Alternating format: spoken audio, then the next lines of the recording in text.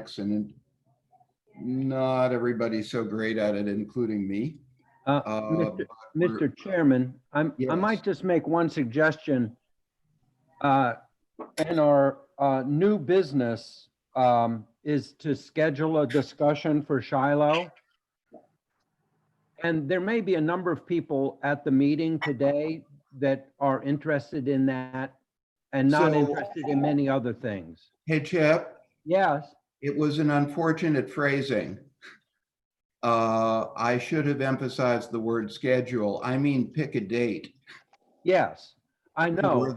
For the commission, and we go ahead and pick that. I can break the suspense. I think the commission, I'm sure the commission has not had an opportunity to deliberate this. Yes.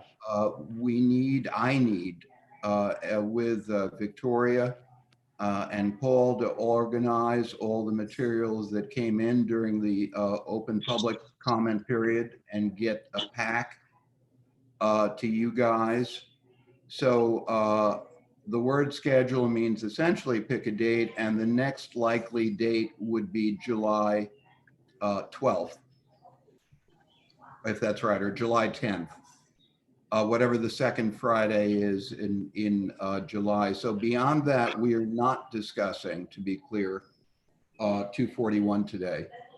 That's what I understood by your note. I was just suggesting that we go ahead and schedule that so that those people that might be on in the meeting this morning that are waiting for that don't have to sit through all the rest of the stuff, since it's going to be just a fast reschedule.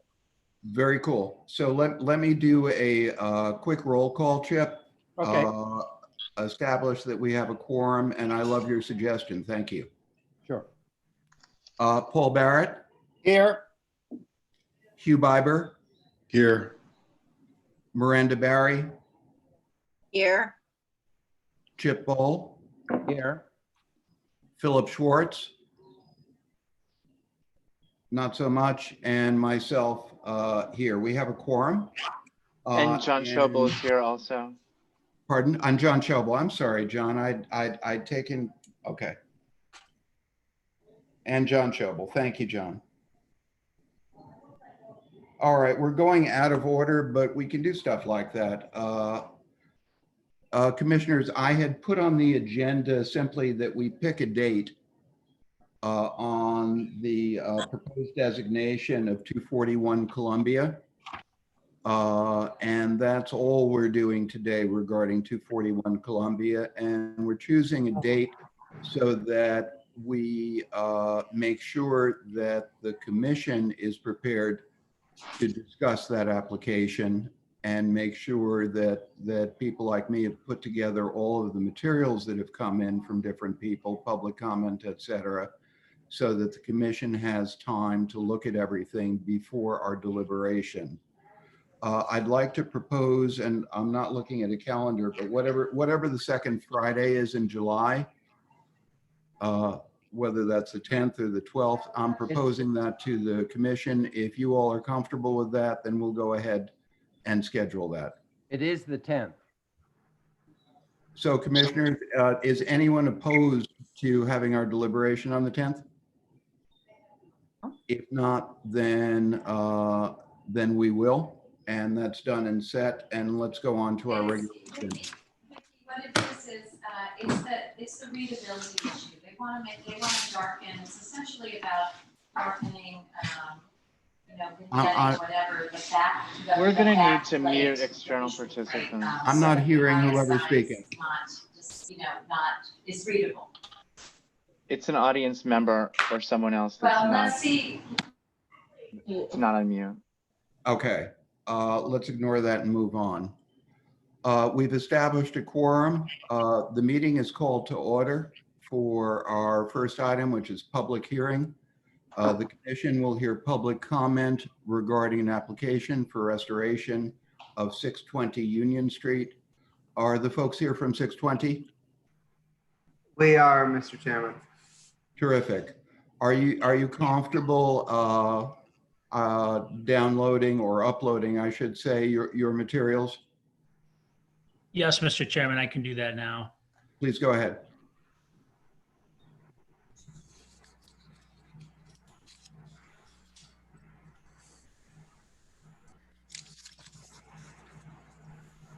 I'd like to start off with a brief introduction, given that many members of the public weren't necessarily at the last meeting.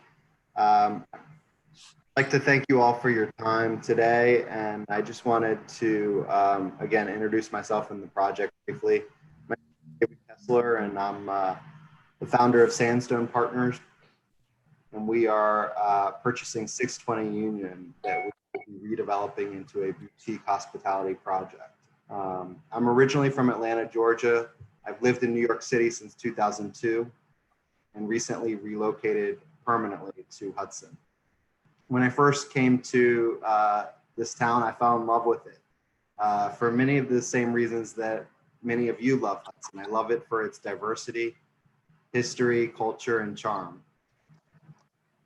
And again, I relocated permanently earlier this year to Hudson. I look forward to getting to know you all and contributing to the community. I've worked in real estate development and hospitality my entire career. I've always had an entrepreneurial spirit, so I finally took the plunge and started my own company.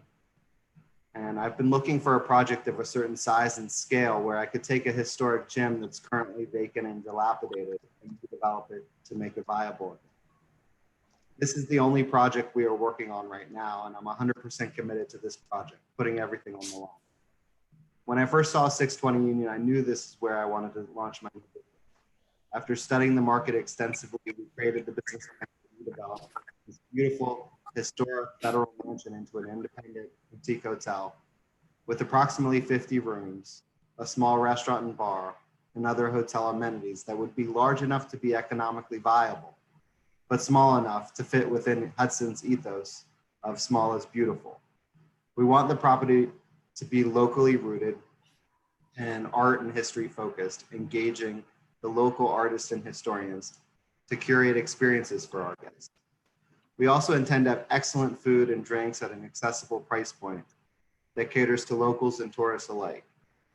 This project will bring a significant number of new jobs, and we are committed to hiring locally. I was attracted to this project because I wanted my new business to focus on historic preservation. As such, it was critical to come up with a streetscape that respects the historic facade, restores and preserves the garden, and saves the two large growth trees. The building located at 620 Union was built in 1835 as the private home and boarding house for Robert and Sally McKinstry. The building sat vacant from 1870 when Robert died until 1895 when the Home for the Aged purchased the building. The Home for the Aged added a wing to the building in 1906, and the facade was bastardized in several areas over the course of the 100-year period that it occupied the building. We want to bring this building back to its original glory. The building has sat vacant since 2014, and we are extremely excited about this project and look forward to working with you all. Now I'd like to hand it off to my architect of record, Finney. Hi, thank you very much, David. Mike Finney, I'm principal of Finney Design Group. We're an architecture, interior design, and construction management firm. We're located in 2 offices, Saratoga Springs and Troy, New York. And our main focus is boutique hospitality along with preservation. So we've worked on a lot of historic hotels throughout New England and pretty much every neighboring state to New York. We're really excited to be part of Hudson and this project. We think it has incredible potential. So I thank you for your time today. I just want to give you a quick overview of the existing conditions, which is shown here. This is the existing survey. This is the 1835 original building here, the McKinstry Mansion, which is here. And then the 1906 addition, which is in the back. The lot is a special lot because it has big open green space and some mature trees and what we think were at one time was probably some gardens that we'd like to bring back. But there were unfortunately many things that were done to the building over the 100 years that really hurt the aesthetic and lost some of the historic quality of the buildings. And to point those out, there was a small addition, when we think bathroom addition, sometimes somewhere in the mid 20th century. It's really inappropriate for this facade. There was a one-story addition, originally we think for a dining hall, for home for the aged, but then that was converted to an apartment, which occupies this first floor footprint here. There were historic porches that wrapped these two facades that were removed and replaced with a sort of steel concrete fire escape. I'll show you some pictures of those. They're really in dilapidated state. And then probably one of the biggest eyesores is this 4-story brick elevator shaft that cuts right in the middle of this facade, which we'd like to remove and restore this facade with our proposal. And then lastly, the main front porch. It was originally a more articulated porch with a large frieze and some columns. There was only one stair, was a central front stair that faced Union Street. And unfortunately, over time, that was replaced with a steel and concrete structure. And they put a stone base on it with a new side stair. And this stair was also replaced. If you look at the aesthetics of that porch and stairs, it really doesn't relate to the original building at all. We would like to remove it and really rebuild, restore what was once there in the new design. I mentioned briefly the site and some of the aspects of it. There are two large mature trees here that we'd like to save. They were quite beautiful, and there's some lawn and green space that we'd like to also preserve. But we'd like to enhance this quite a bit. And there was a lot of study with Wagner Hodgson and us to go back and forth to understand what the site potential was along with the proposed building footprint. So I'll pause there for a second. I'll let Dale Schaefer talk to you a little bit about the site design and how it informed the building footprint and geometry of the addition. Thanks, Mike. Hi, my name is Dale Schaefer. I'm a partner at Wagner Hodgson in Hudson on Warren Street. We're really excited to be part of David's design team to bring this really important historic property back to life. It saved 2 of the historic shade trees and create a landscape, provides a visual buffer to the hotel addition and gardens that provide a visual amenity to the public. The landscape concept attempts to create a landscape that we consider probable for the McKinstry mansion, since there doesn't appear to be any clear documentation of the landscape. Our attempt is to create sort of a probable storyline or narrative. There likely was a formal garden at the front entry. A fair assumption can also be made that the landscape and gardens to the west of the house was either a series of garden rooms or a singular large lawn where the McKinstrys and their guests would relax and entertain under the shade of the trees in a park-like garden setting. As a vestige to the historic picket fence that once edged the property, that Michael will show later, we're proposing a border of low shrubs to provide a structured edge while feeling more inviting for the public than a fence. So we took these probable narratives to create spaces for the hotel landscape that would harken back to the property's likely historic landscape. At first, we briefly looked at creating a circular drop-off driveway that would be typical for a hotel, but that one element would destroy this park-like setting and require the removal of the large existing trees. So although the house of this structure might have had a circular drive in the country, it wouldn't on an urban corner lot such as this. So our concept, as you can see on the screen, is broken up into 3 zones. The first is the formal garden entry in front of the historic mansion. The second are the terraces, the paved areas, providing a historic character for outdoor dining, fire pits, seating area for small gatherings, and a small spa. And then the third is the park-like lawn that creates an east-west visual access from the formal garden to the east to a private grove to the west. An informal garden setting is located along the edges informally, and the organization of these zones help keep the social activity close to the building, and a landscape garden buffer along Union Street, and provides access and opportunities for strolling by the public when visiting the hotel, restaurant, and bar. So in general, that's the landscape concept. And now Mike will continue to walk and talk about the details of the building. Thank you, Dale. Just to take a step back in time, we did some historic research and found several photos. These were sort of the 4 prominent photos that show the different architectural features that once existed on the building. You can see here the porch that I was talking about. It's covered in ivy here, but probably this is one of the better pictures of it. We've studied this picture and looked at the articulation here, the heavier frieze, simply articulated columns, railing, porch. But the important thing was that this was open to below. So the mansion is really a half level up from grade. So there was a secondary entrance into the lower level from the left side here that we also would like to bring back, which is going to be the proposed bar lounge area. It would give a direct ingress and egress point from that lounge out on into the gardens, which we think will be nice.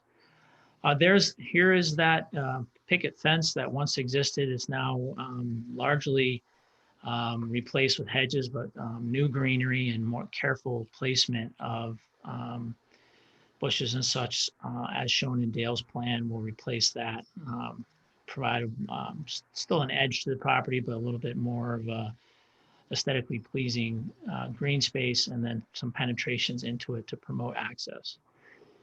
Here are the porches that were once existed there. These have unfortunately been totally removed and replaced with steel and concrete fire escapes. This portion of the porch was really a fire escape. You can see the stairs that were brought down, where this porch was more of a lounging kind of gathering area, which we really want to bring back in our proposed design. You'll see that later on in the presentation. So to show you what it looks like today, again, here you go. That porch is completely lost. The porches have also really been bastardized and removed with steel and concrete. This is really starting to spall and rust in a bad way. There's that 1-story addition here, and then the bathroom addition here, which you can see that doesn't relate to the 1906 core. Really confuses what is original and what's not. And then you can see the biggest sort of eyesore is this 4-story brick elevator tower, which really intersects this historic facade. So this is the facade we really would like to bring back and be able to celebrate a little bit more with our proposed design. The South 7th Street facade is largely intact.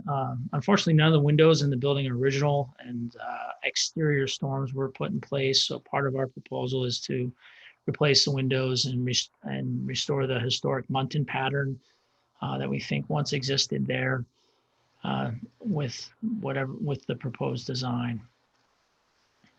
Just briefly giving you a look inside.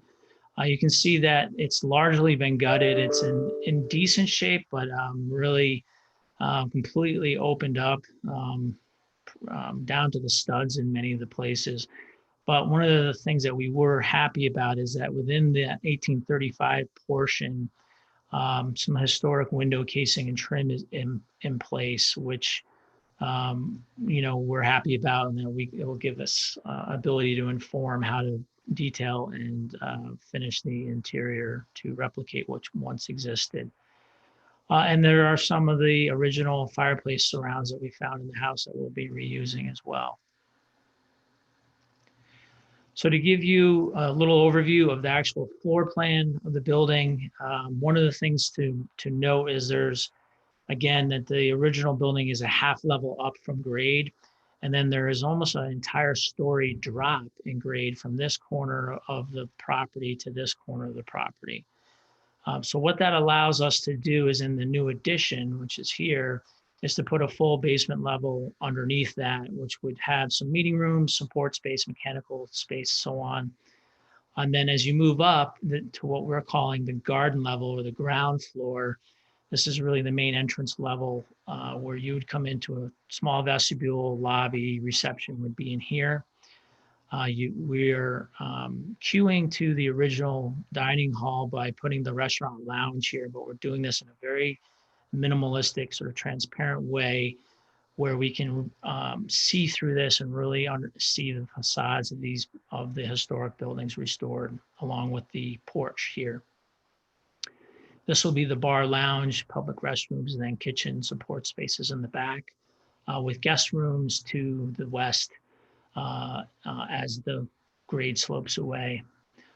Per Dale's design, there are some landscape garden terraces out here, which then open up to the main lawn, which would exist here. As you move further up into the building, now the next level up is really the historic entry level of the McKinstry Mansion, which is here, and that's what we're calling the porch level or first floor. This is largely a restoration project. This will be sort of the central gathering point and lounge spaces for hotel guests. And then in the back would be additional guest rooms along with guest rooms on the wing of the addition.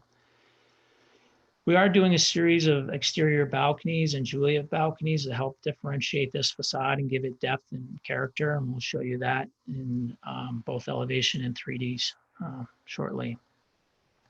Moving up through the building, you see that it's largely guest rooms. There are some exterior balconies. We're restoring that porch, as I said earlier, and making that some private balconies. The lower roofs will be a green roof or planted roof, so the hotel guests from up above will be looking down onto a green space. And then lastly, the attic level of the original McKinstry Mansion would be 4 guest rooms up there. So what might that look like? Along Cherry Street, we're maintaining that solid massing and relating to the 1906 addition. We're really being careful to keep the roof lines as low as we can, but still meet the modern mechanical needs of the building. There's a plinth here with a brick plinth here, and then it changes to sort of a parged concrete plinth that we're emulating. We're holding that line in proportion with the new addition, but we're not copying anything from the original hotel. We think it's important that the new addition stands as a modern sister to the original historic building and doesn't try to copy it, but complement it. So to look at that in a little bit more detail,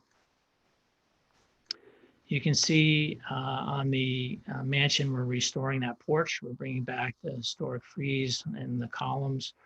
We've removed the stone base from below. We've added a new front stair and railings to match historic details. We've opened that lower level again, so there will be a side entrance here to the bar lounge that people can occupy. And then the porch on the 1906 addition will be restored. The elements in front will be a series of glass walls with simple metal detailing with a high degree of transparency. And then we're introducing this glass gasket, and we're following Department of Interior standards to try to touch the original historic building as lightly as possible with this small strip. This will also act as a beacon for the main entry and vestibule of the hotel. New addition is complementary in form and proportions with a full pediment. But we're moving to more of a clapboard scheme, so it will be hard to match the historic brick detailing and ornamentation. So we are going to use some of it as an homage to the original hotel in that bottom level plinth as we talked about, but the rest of the building will be more of a New England clapboard scheme with a combination of cedar and cement products with a metal roof, standing seam metal roof. So to look at the South 7th Street facade, you can see this is largely just a restoration project. New windows, cleaning up the masonry, and patching and repairing the roof with the same materials that exist there. The new porch and the new stair. And then flipping over to the western border of the property, this is what would face the church. Again, a gable end here with a full pediment, some Juliet balconies, clapboard siding, and then brick plinth on the bottom. So what might this look like in real life as you in 3 dimensions as we develop this in more detail? This would be the main entry area and dining, main restaurant and dining terrace. This is as if you're standing right on the edge of the dining terrace looking back. You can see this is a 2-story space, but highly transparent. That 4-story brick elevator shaft has been removed, which was here. This facade has been restored and the porches have been restored. One will be above this terrace. The other one will be within the 2-story space and will act as a secondary lounge space, gathering space within the hotel. Here's the main entrance, and we think this is a nice place for the dominant signage for the proposed hotel. Will probably be a little bit more of a conventional, traditional sign on South 7th Street, but this would be the main signage. Through the vestibule and back into the main lobby, you can see the reception desk kind of tucked in the back there. And then the large dormers that project and create some real depth and shadow in the new addition. They also provide space for some exterior balconies on that 2nd level, which we think would be great spaces to overlook the gardens and lawn area. In the foreground is one of those historic trees that are really quite a large canopy that we're looking to preserve.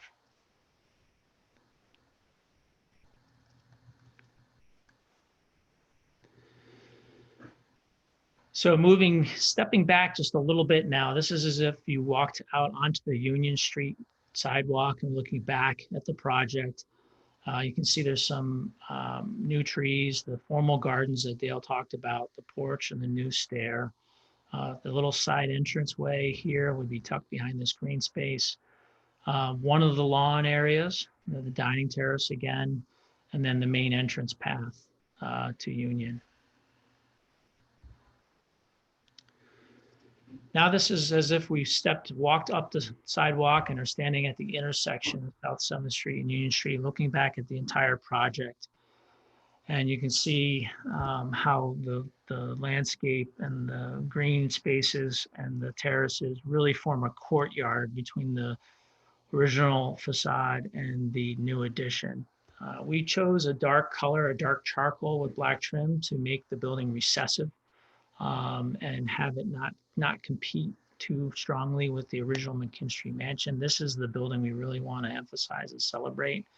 We've really paid special attention about having these facades be set back from this main facade as well, so that they're not competing with each other.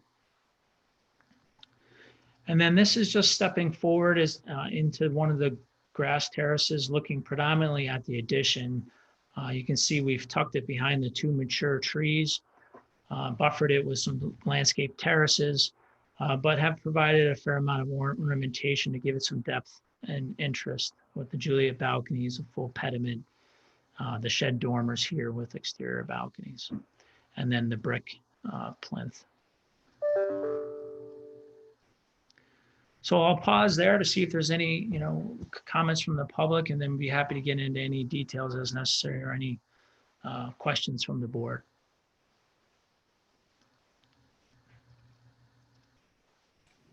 So the process from a commission point of view is that during this phase of public comment, the board does typically not comment.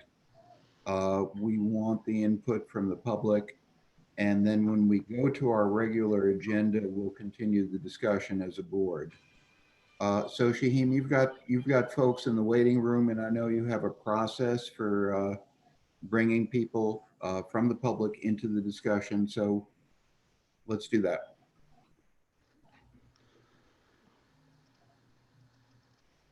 Did someone just enter? Yep.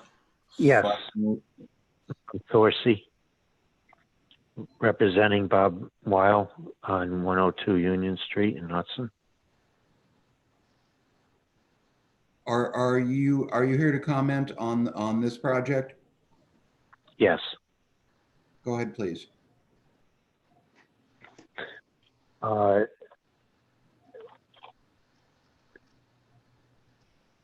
Hello? Yes, I hear you. Okay. Yes, on 102 Union Street, I submitted information and samples in regards to replacing the exterior trim boards around the windows and front board. I think you're in a different part of the agenda. We're specifically discussing the project that's on the screen right now. We're talking about 620 Union, and this is a public hearing just for that. Then we'll go on to other items. Oh, okay. I'm sorry. No worries. Who's next?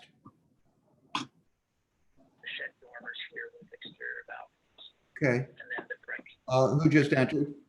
97496. Comments from the public, and then be happy to get into any detail that is necessary or any questions from the board. So it is that number is not responding. Shall we try another? Process from mission point. Okay. Who's entered the meeting?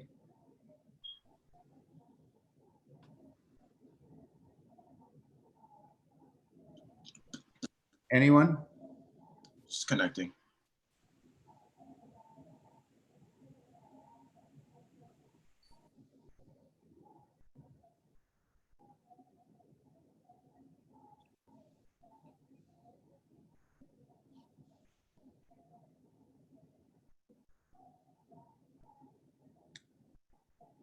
Anyone else in the waiting room who we need to let's try another. Got a lot of names in the waiting room. Don't know. Got it.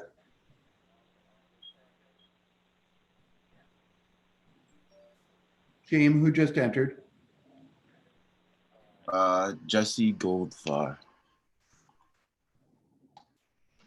Jesse, Hi your there. comment on 620.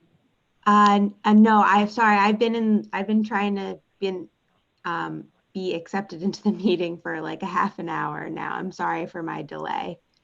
No, it's not a problem. You're in a public hearing on 620, and I know there's a long agenda with other applications. So are you here to comment on 620 at this time, or should we? No comment. Thank you. Oh, okay. Next. We're good. Hello. Yes, who's that? This is Matt McGee. Matt, are you here to comment on 620? Yes, I had a question about the porch. Is that based on a historic document? Yes, it's based on our research from historic photos and from what we can Of gather. that building? I'm sorry? Historic photos of this building? Yes. And what about the door opening? Wouldn't there have been a framing around that and an entablature over it? Yep, we're the trim and let me just get to the, can everybody see? There would have been pilasters on each side with an entablature generally. Well, we couldn't, there is a entablature here above with pilasters, columns here that let me just go back to the,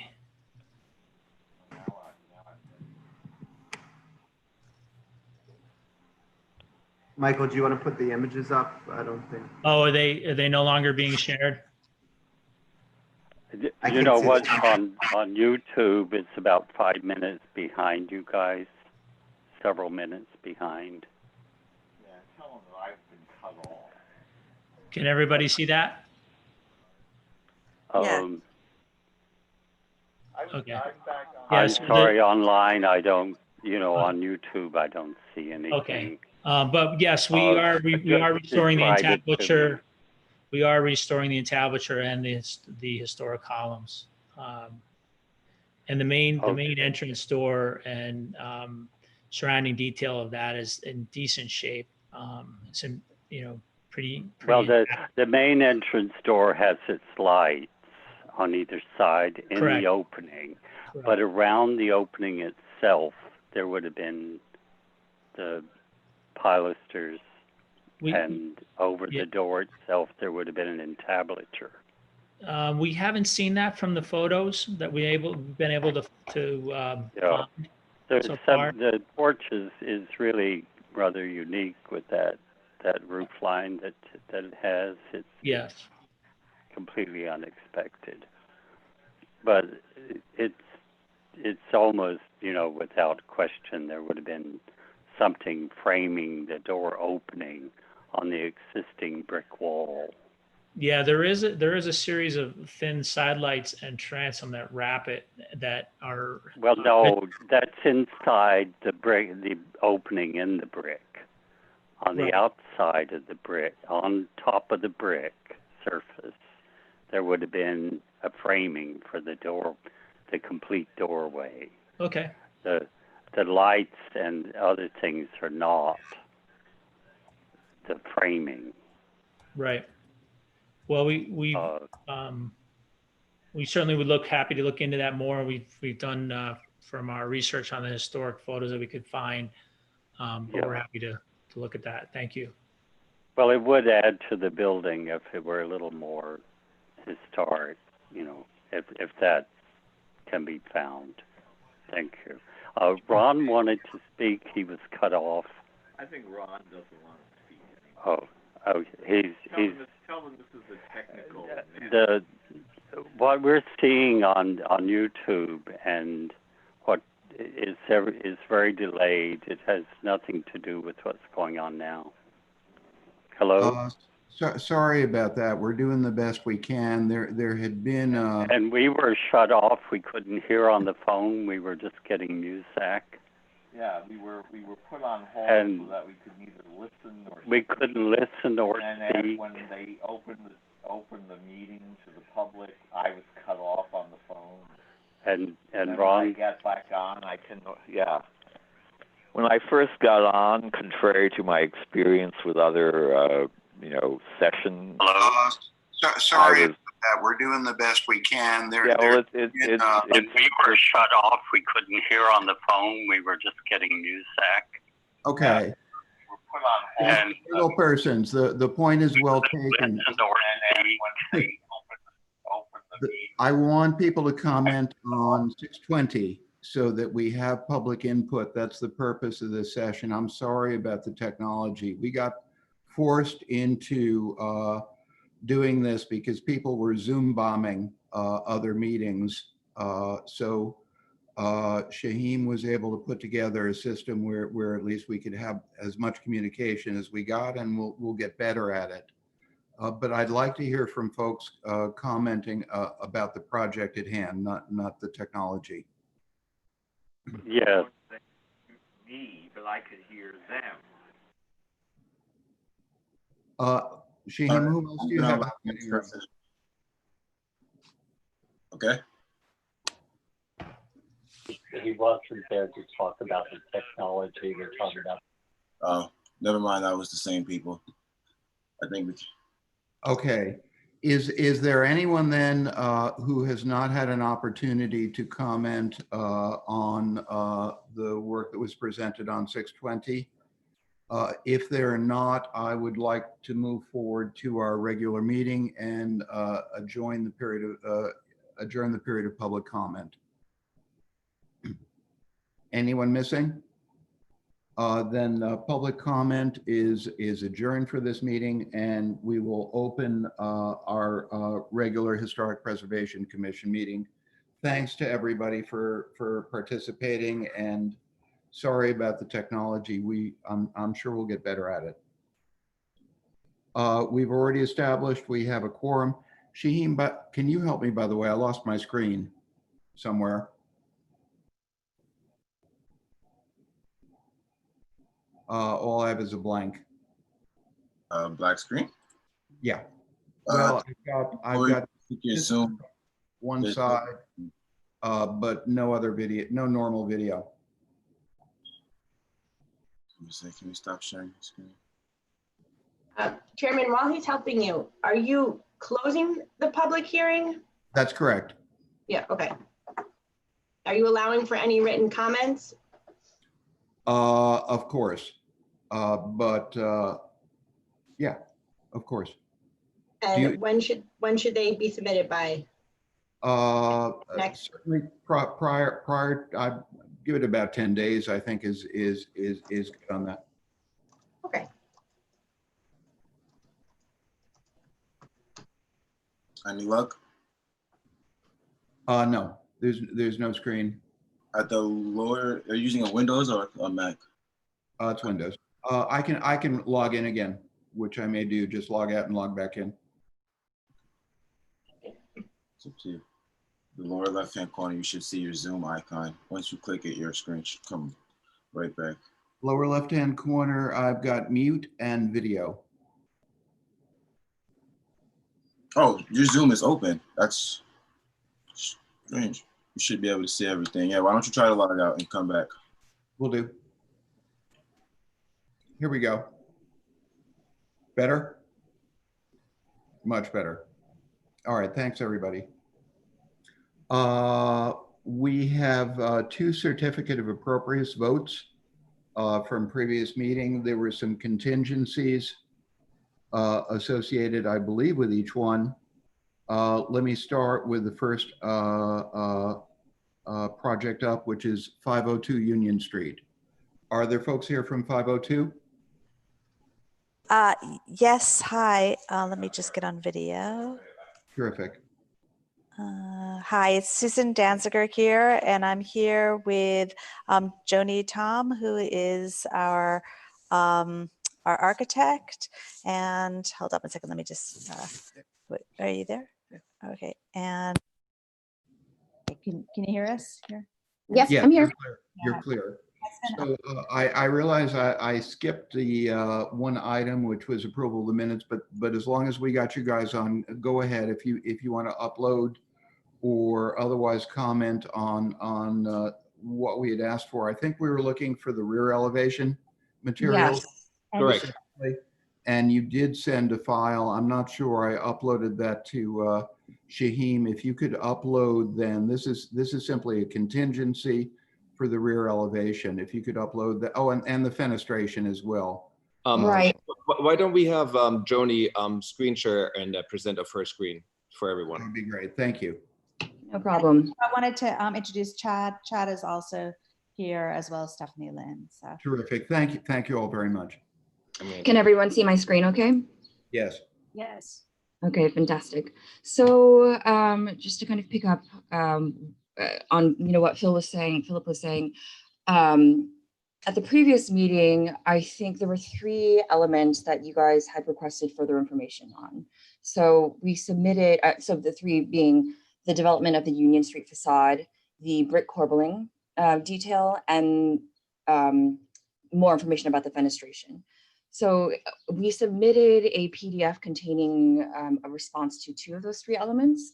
The first being the development of the Union Street facade. So here is, again, the existing view from Google Maps of the view from Union and 5th.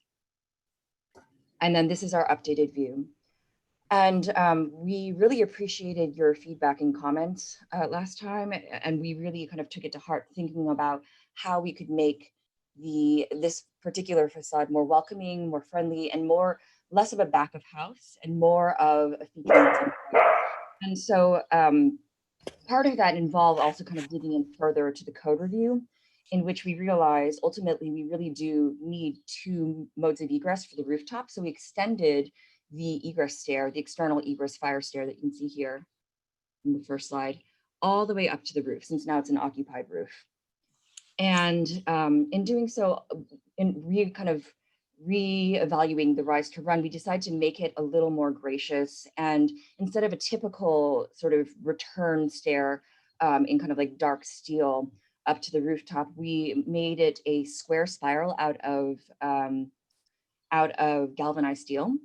And we extended the canopy that covers a portion of the terrace on the roof out to cover the stair itself, which is actually required by code to keep it clear of snow loads, but also sort of brings the stair into the composition as well. And so now it's much less of just a pure egress or fire stair and more of a feature stair and kind of a sculptural element on this facade. The other aspect that we addressed in this PDF was what we were previously calling corbelling in the entrance portal and the brick window. So as we develop this further, we realize it's not actually a true corbel. So we're now kind of recategorizing it as like a stepped brick detail. And so here's the view from the entrance where you enter at the corner of Cherry Alley, which kind of is going by us on the left, and then on 5th Street. And another view of that corner with the signage. And then some just further views and sort of studies that provide a little more detail without the texture mapping. So you can kind of see brick by brick how the stepping is designed. And really it's just like a subtle kind of 2x1 arrangement of the bricks that kind of lead you into the entrance.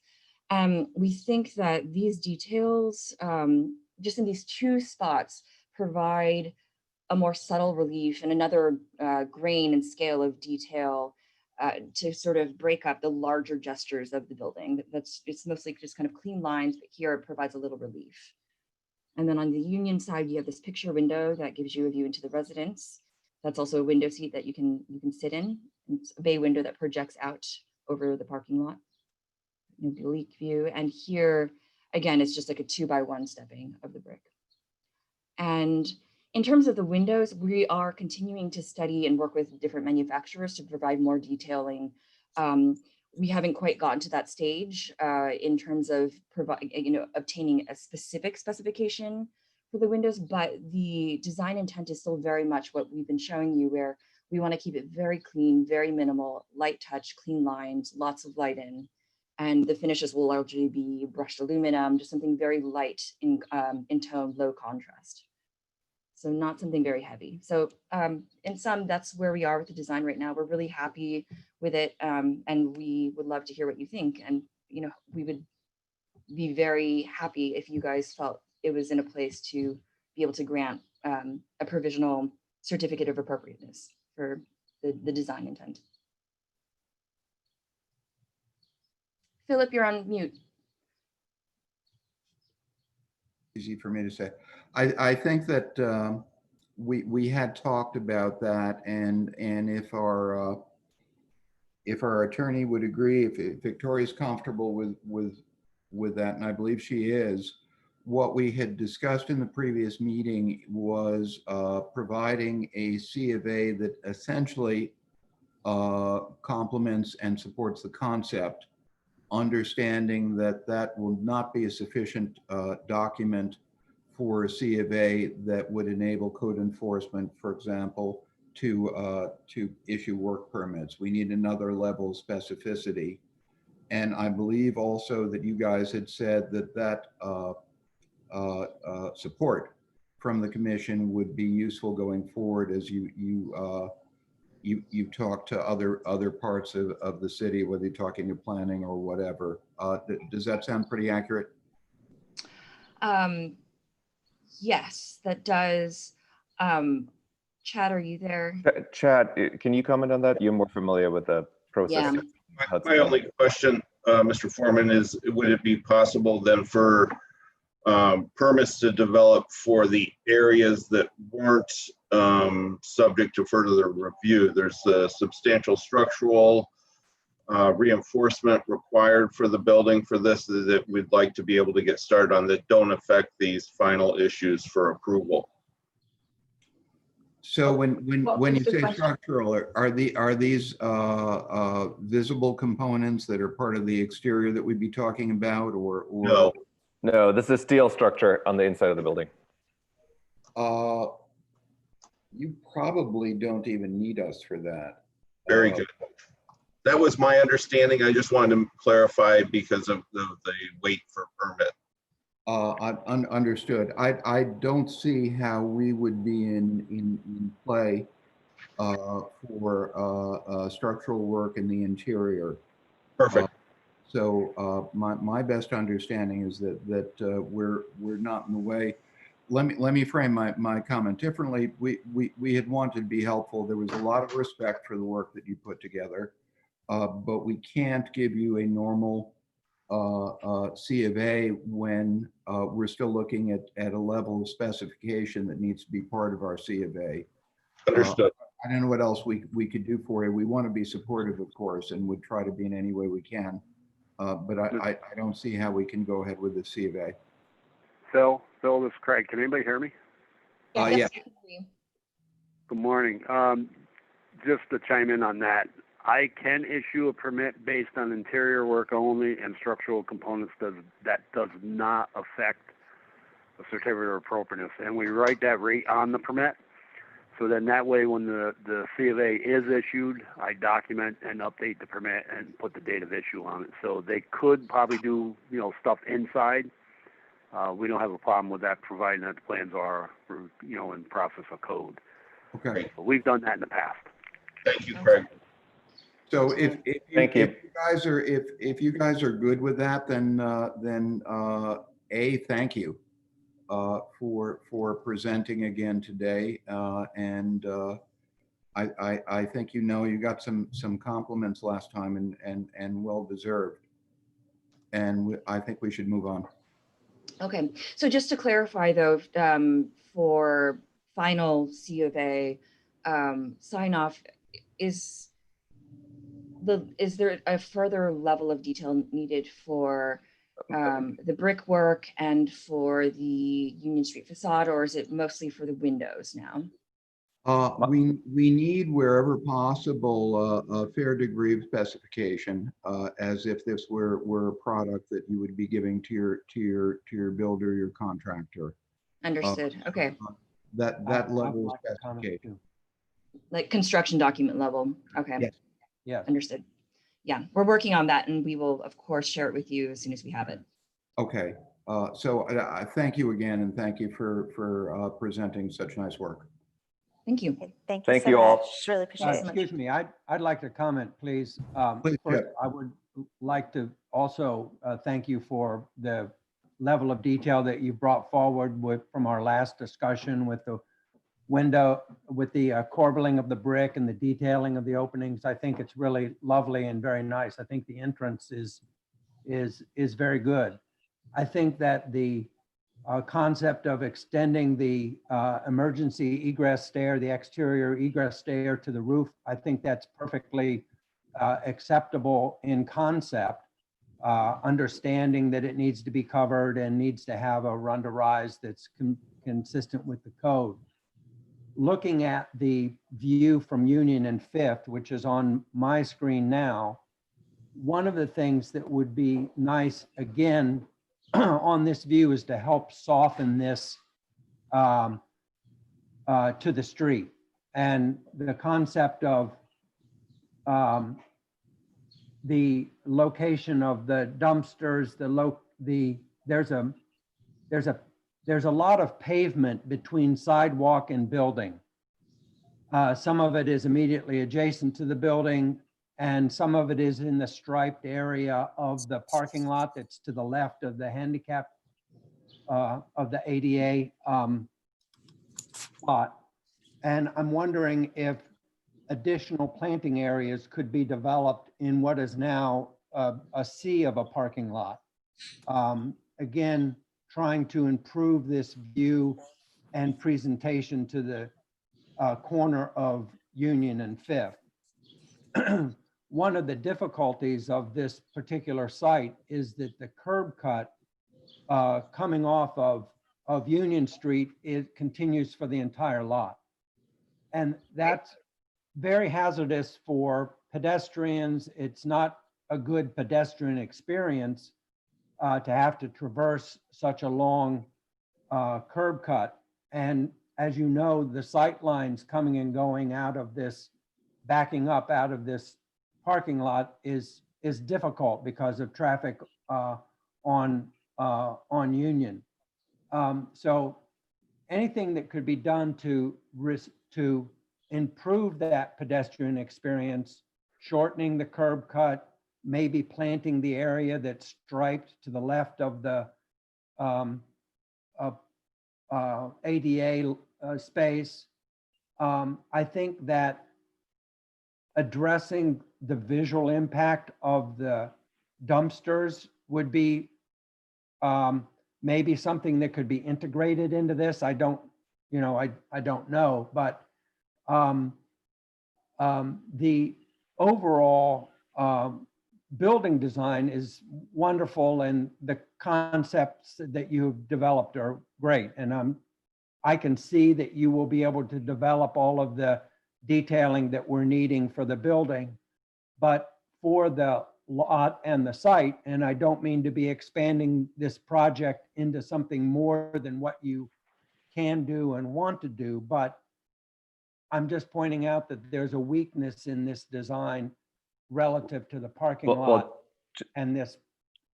Chip, can I add one thing? Something that Joni didn't point out, but that is actually quite new in this design, is that we are actually planting on the roof. So there's green up there. I think that, you know, we run into conflicting objectives here between, you know, aesthetic objectives and then planning board objectives, where people always like, you don't have enough parking. Yeah. So somebody needs to mute themselves because I'm having a massive echo when I speak. But I think we're obviously would like to make this as aesthetic pleasing as we can. But for example, and Joni, correct me here, but the shaded area is there so that you have the proper size egress for the handicap parking spot. So you can't actually use that to put planters there. Yeah, that's a loading area. Exactly. Yeah, understood. I was unaware of that. I didn't know if that was necessary as part of your. It's necessary to provide for somebody to be able to use a wheelchair to get in and out of a car. Yeah, well, the van accessible, I understand that's for a van accessible ADA space. Understood. I got before and understood and appreciate the planting of the roof. I think that's terrific. And I wonder about that paved area then that's between the striped parking area and the building, and wonder about, as you have done with the roof, the planting of the roof, what if you were to plant the stair tower so that it became a vertical green as you have a horizontal green on the roof? That's actually something we've been discussing. So, we've been discussing that, and it's something we're quite interested in. The answer is it's complicated because of fire code. So it's complicated to have flammable material on what is a fire egress stair. So, but it's definitely something we've batted around many designs that have vertical cabling on that stair, and with the idea of having plants grow up that vertical cabling, we think that could be really actually quite magnificent. And really just a question of whether that can be done from a code perspective. Right. Can I chime in? Please. That's Craig. Chip, just to kind of reinforce the ADA spot right there, I'm looking at the screen as well. That's required by the ADA code and the accessibility code, chapter 11 of the building code. They cannot impede on any of that when you have an ADA spot. As far as the fire escape, he's exactly right. The fire code for vegetation, and things of that nature. Obviously, they got to keep a 3-foot open space the whole length of that path. So if they were to put anything on there that would widen that, obviously that's another part of design. Not really part of my critique, but as far as the fire code, I think the applicant's exactly right there. And then I just want to touch real quick on that curb cut. That's an existing condition. I don't know if that has any, criteria under the certificate of appropriateness. I think Victoria could probably answer that better than I can. But that has been approved by probably Department of Public Works years and years and years ago. I don't know if we can force them to remove that. So that's just understood. Kind of food for thought. And I'm Just not, food for thought. yeah, no, thank you very much for that review, Craig. It's super useful.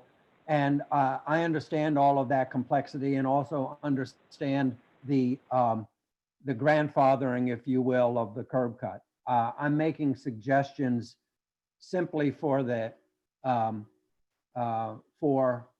your continued development of this, and really can't tell you how much I really appreciate the fine work that you've done with this building, and I'm only trying to assist in some comments that might help Thank you you. go forward with some of your other ideas. Thank you. We appreciate that. Thank you, Chip. We do appreciate the comments and the thoughts, really.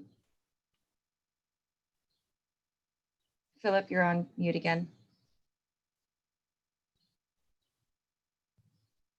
Thank you all. I'd like to keep us going a bit. We've got something like 14 applications to look at. If we could, may I ask the commission to take a look at the minutes from the meeting of May 22nd so we can get that out of the way. Do we need to vote on this project that we've just been discussing? We do not. There's not sufficient level of detail for a C of A. I think that the applicants know that we very much support them. If they need us to say something to planning or anyone else they're seeing, we absolutely would do that. But there's no other action for us right now. And just to be clear, so Craig, we can proceed with pursuing a building permit for the interior and interior structural work. Is that correct? And our lack of C of A for the exterior work won't impede that.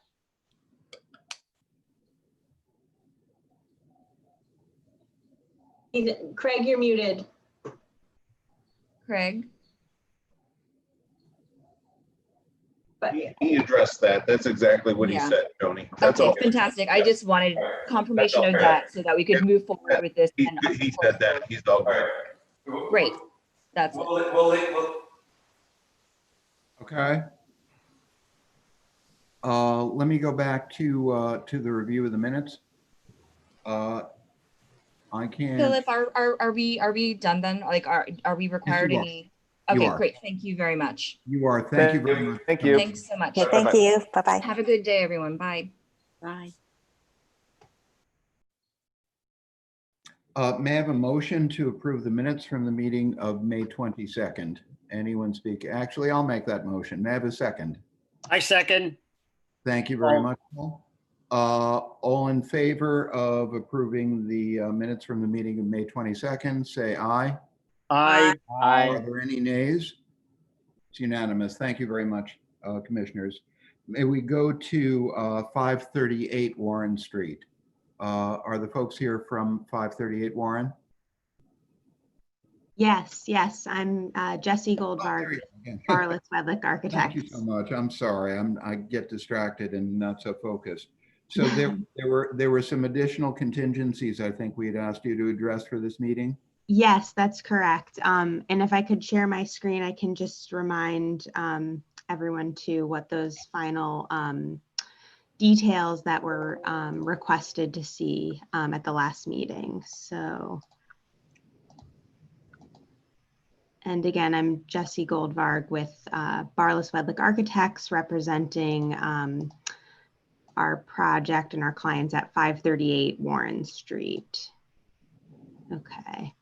So to refresh, this is the existing facade of the building on Warren Street, indicating the areas to be removed on the left here. And then on the right is the proposed elevations. And I'll also pull up the photo and then our proposed rendering as well of the facade. And again, this is being converted into, it's currently a mixed use building, but the first floor is being converted into a wine bar with apartments above on the upper 2 levels. So the questions that were brought up at the last meeting were just requesting some more detail on the proposed new little roof going over the existing storefront glass. And just to recap, we're removing the existing, or we're proposing to remove the existing roof structure here, and all of this glass that you're seeing above at the transom level is existing, and we're restoring and exposing it. And then the other questions were just to see a little more detail on the new stoop and railings that we're reconfiguring. As you can see, there's this parallel stoop currently. And then the final question was on the window headers and sill detail. So I'm going to present to you all some additional details on those items. So we've provided the board with more construction level drawings that indicate the real construction details for all the elements in these areas, which I can come back to in a moment, but I'd actually like to reference some images that we gathered that speak to some of these construction details that we're re-implementing into the facade. So the new small roof with painted wood crown molding and metal standing seam actual roofing material that we're proposing is being pulled from many different examples in Hudson. Particularly this image here is the building next door at 540 Warren, which shares a lot of the same architectural details, specifically in the glass storefront. Their condition is a little bit different than ours in that it projects about 10 inches further in front of their brick facade. And I'll pull up again our section detail here. So you can see the glass storefront is pretty much in line with the facade of the brick. So our roof extension is only going to be about, the structural extension is about 10 inches from the facade, but in keeping with the detailing that we see next door. And please feel free to interrupt with any questions. And then moving just into looking, I guess, downward into some of the other elements. We, on the flat ceiling of the little alcove in the covered alcove to the storefront entrance, which we see in the plan right here. So we have the storefront glazing has these two panels, and then this is the covered area. So the overhanging roof is projecting out in front of the brick. And then on the ceiling of this area here, we're proposing painted tin panels, which is in keeping again with next door and other similar buildings on Warren Street. That's what these triangular patterns are referencing what we're seeing above. Excuse me, and Yes. and what is the material that's there now in the ceiling? That you're Yes. proposing to do painted tin? So right now, I'll refer to some existing photos. The current ceiling under this roof structure is totally concealed because it's right now at the level just above the door, rather than we're raising it approximately 2 feet to expose the transom level. So the current, I'll zoom in, I have other pictures we can provide, but it's sort of this painted, a little bit dilapidated, I think some type of cement board ceiling here. And the ceiling above is completely concealed now, that, you know, used to be exposed probably 50 or 60 years ago. But excuse me, but you can look through that opening that's in that smooth board finish and see the ceiling that's above it. Yes, and in full disclosure, we have done that, and there are some painted wood boards up there now, because there's an air conditioner unit in this current transom above, providing air conditioning, which we're removing. We can't quite see the condition, other than from what we can see, it's pretty dilapidated. But it's definitely something that, as soon as we can kind of remove the whole ceiling and remove the air conditioner, if it's at all salvageable, and in full disclosure, we may, you know, come back to the board and request to keep it and freshen it up and paint it. But we wanted to propose, you know, a new material in case it's not salvageable, and also for some cost reasons, but liking the idea that it was referencing what's happening next door. Thank you. Okay, thank you for your question.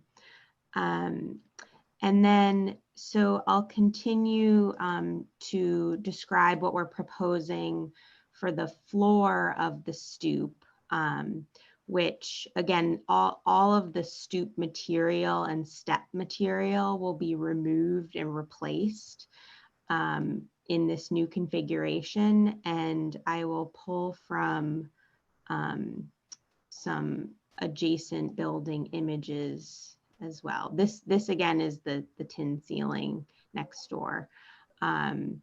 So we are proposing to actually really reference a mosaic tile flush inlay with the street number. Very similar to what we're seeing here. It will be new tile. We're not going to, you know, be trying to reclaim anything, and we'll be replicating this with 538 as the.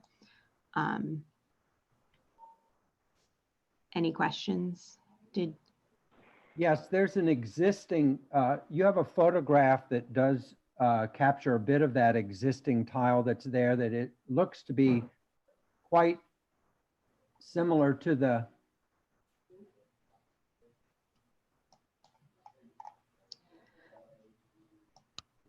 Is this helpful to see? Yes. The tile that's there now is a simple red square, is that correct? That's correct. And it's what is the history of the two very large white marble sills that are there? These sills actually may be original, and again, in full disclosure, if they can survive the removal of all of this additional brick veneer and the tile and this added panel work, we may try to salvage these original marble thresholds into the storefront area and into the apartment. We're not 100% sure that's going to be possible, which is why in our proposal we're referencing that. So the brick tile we think was added, you know, around the same time that upper roof was added. It's not historic by any means, and especially, you know, the details on the stoop as well, or not original, I should say. Sure.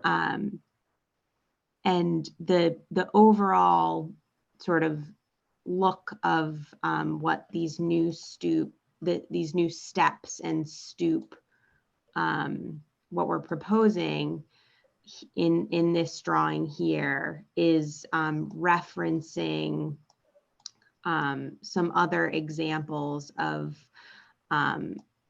some bluestone treads, and we'll reference the painted brick facade as the risers of the steps as well. So the marble sill that you're referencing, if again we can salvage it, would be this piece here at each threshold, but you know, it will be subject to some careful demolition work. I would very much encourage you to maintain those thresholds. They certainly have to them, and yes, if they are part of the original construction, it would be very desirable to maintain them. I understand the concept of the bluestone and the painted brick riser, and I think that that's acceptable, even though it's a different material than the marble. But I just want to underscore, sorry, Chip. Go ahead. I completely agree, right? These are there. You can probably preserve them. I think we should make that as, you know, you're not changing the opening, right? I think that, I mean, I think I really appreciate Chip pointing this out. And actually, I'll probably go look at them today. But it is, it would be my preference to absolutely preserve them. There's no need to change them. We will, and we're extremely hopeful, and they'll have to be very well carefully protected, you know, during the removal of the stoop. And we are 100% in agreement. They're lovely, and it was sort of, you know, we were assuming the worst, but we'll assume the best case scenario and do everything in our power to save them. And I think it should be possible to both of your points. Anyone else? Yes. Jesse, this is Craig with City Code. And when I did the review on this, and I maybe overlooked it or couldn't find it, and I was going to contact you, the stoop and the overhang of the stoop is staying in the same footprint? The stoop is changing in footprint, or we're proposing that it change in footprint. How much farther? Because it cannot go past where it is now. If it does, that's a legal issue that I'll probably have to go to legislation, to the Common Council.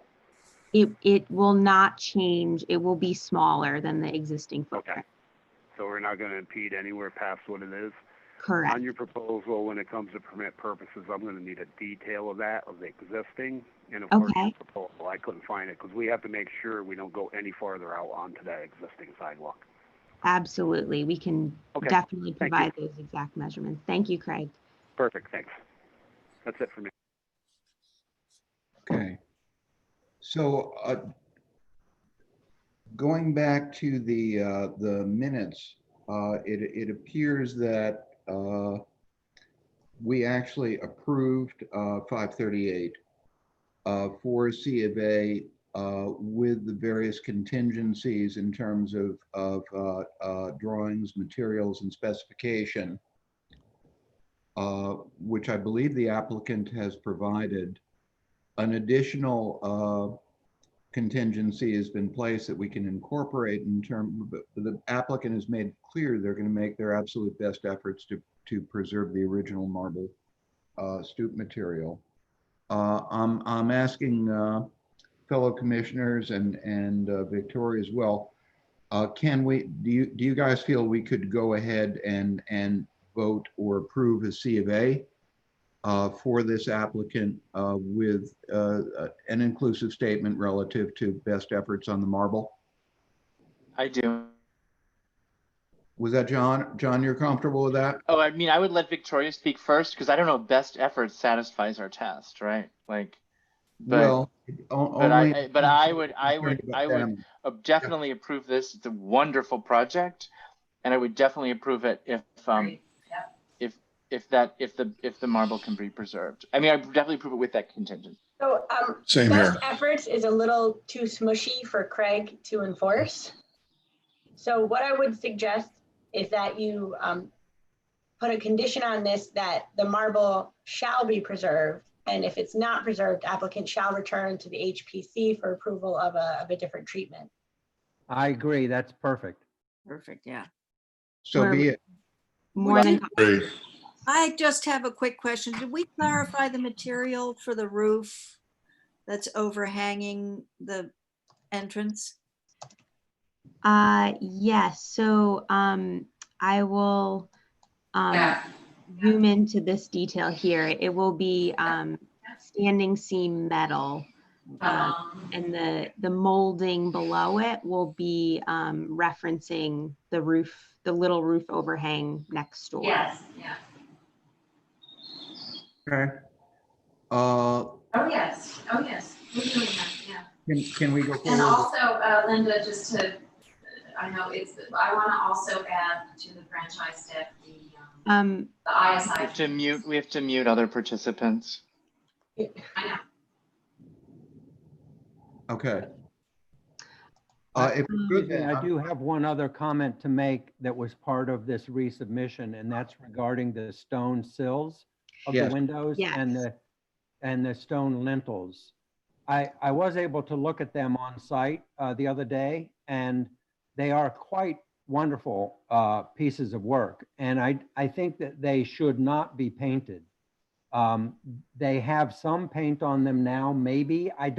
It's not real clear if they're painted or not, but I think they're really wonderful, wonderful pieces of work. And as much as I understand the need to paint the brick or the desire to paint the brick, even though of course it originally wasn't painted, but I would hate to see paint continue to be applied to the stone sills and lintels of the windows on the second and third floor. Yes, I think we're more than comfortable with following that. Aesthetic wise as well, we were not going to change the color. And, once we get in here and hopefully there's, no major cracks or anything that need to be addressed for water issues, but we're 100% comfortable with that stipulation of leaving them as is and just cleaned really. Okay. So that's a second condition, It is the second condition. that stone sills and lintels on windows on second and third floors shall not be painted. Shall not be painted. Done. Can we go forward? I'm really concerned. We got something like 14 applications to review coming up. I'd like a motion to approve a certificate of appropriateness with the two contingencies previously stated. Anyone? Motion made by Chip. Motion made by Chip, and a second, please. Second. That's you. Thank you for a second. Commissioners, all in favor? Aye. Aye. Opposed? None. Unanimous. Thank you very much. You will get a C of A with the contingencies as described. And thank you for doing a great job going through this. Thank you very much for your time. Here's Jesse. Commission, I've got a question for you guys. Typically, when there is a public hearing, the commission then discusses the application from the public hearing in our regular order of business. I didn't happen to put it in the agenda. What do you guys feel we need to cover in this meeting today as regards 620 Union Street? There was no new information submitted. No, there was not. It was essentially a concept, again, that was presented, probably without the level of specificity that that would be required for a C of A. So do you see any action, folks, or we just move forward? I think we can just move forward. We haven't approved. We're supporting the applicant, I believe, Yes, we are. and Yep. certainly encouraging them. We don't have construction documents to provide a final C of A, so. Okay, done. Thank you, Chip. I think that's good advice. We're going to move forward then to I'm sorry, Phil. Phil, this Yes. is Andy Didio with Taconic. Can you specify this was for 620? That's correct. So when you say move forward, it's just tabled until we were looking for a C of A for the city, or for the HPC to draft a C of A that would accept the massing and the concept, understanding that we would come back with further specificity, so that when we go to the planning board, That's doable if that's what you're talking about. Unless there's disagreement, what we can do is, well, I don't know At whether the next meeting. we can approve the concept for sure. I'm sorry, Victoria. I said at the next meeting, we could have a C of A prepared for that, but it wouldn't be, we don't have a C of A prepared for today for that. 'Cause we Okay. wanted to hear from the public. Andy, are you cool with that? Yeah. Our understanding now is at the next commission meeting, we will have a C of A, and that C of A will be in terms of concept, massing, and obviously the commission support, but no more than that. It does not enable construction per se. Great. Cool. Yep. You got it? Do we need to vote on that? In order for it to Andy be and I put just up? agreed. Yeah, we probably. Sorry, I'm losing it.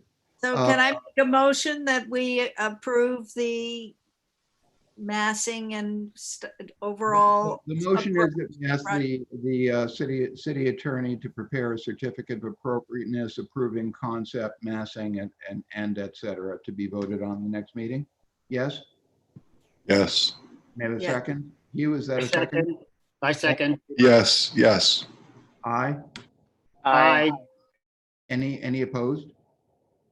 Done. Andy, I think we can do what you asked for. Awesome. Thank you so much. Thanks, Thank everybody. you so much. Thanks, everybody. Really appreciate your time. Okay, you all are great. John Schobel, are you still on? I am sorry. I'm absolutely here and I'm paying attention.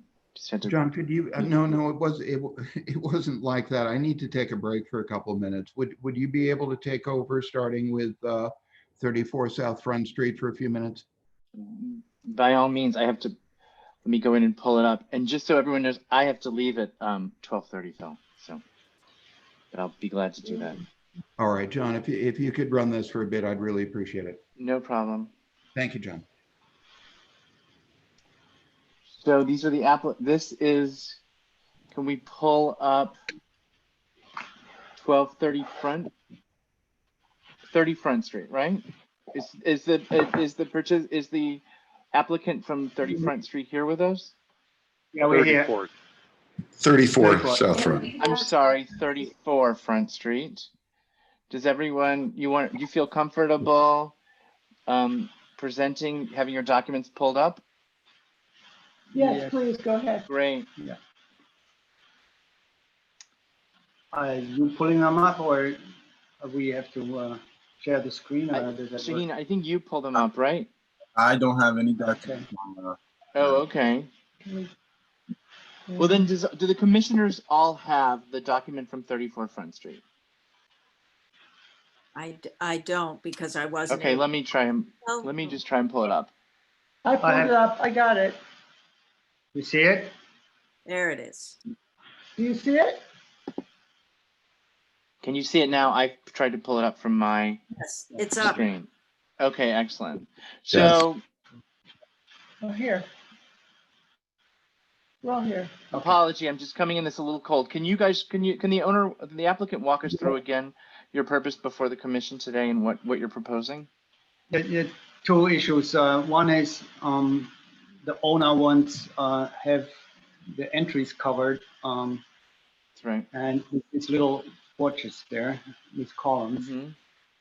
And the second item is in the back. He enclosed you scroll down further.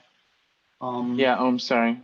Closed the terraces and started want to install windows there. So scroll further, please. Yeah, there.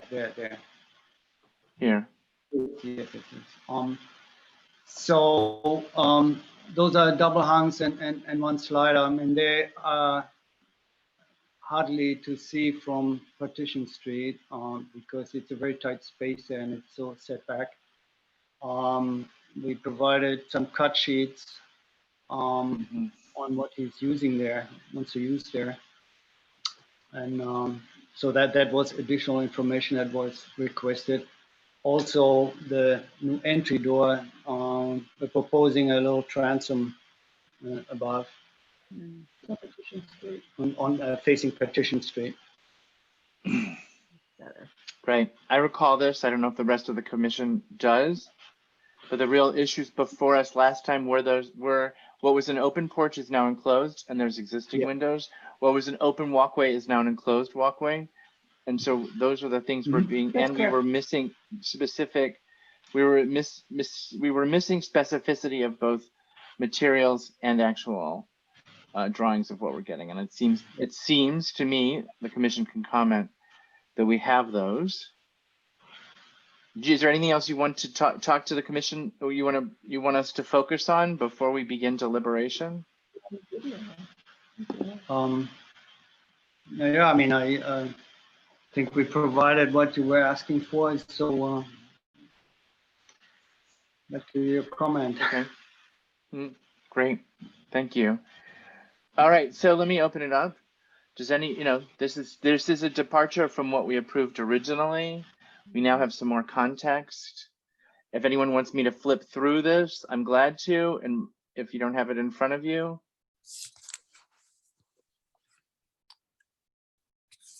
I have a question about the location of the actual property line where the enclosure is going. And this is really a question for Craig regarding fire separation for the building. Now that this open porch is being enclosed, what the fire separation requirement is. That's a question for Craig, which you can. Chip, that isn't really that's not our purview. Well, it is, if it can't be built, we don't need to review it. So Craig has looked at this relative to the building code, and there's a modification that's being proposed here that needs to comply with the building code. I'm simply asking Craig if it does. In addition to that, I'm concerned about the use of the masonite door and the vinyl windows as materials that are not appropriate for the district. We're looking at what's being proposed here are vinyl windows and the masonite door, and I'm concerned about that quality relative to the approval by the commission. Are the other doors are the other windows that we must have approved, are those wood windows? Yeah, the ones you actually can see on Partition Street and on Front Street, yes. So in response to Chip's question about the vinyl windows, is it your position that because these are in the rear of the building, vinyl is more appropriate, or is appropriate? What about appropriate? If you don't see them, the owner chose them for cost reasons, and as you see on this photograph that's showing there, I mean, they're just not visible really.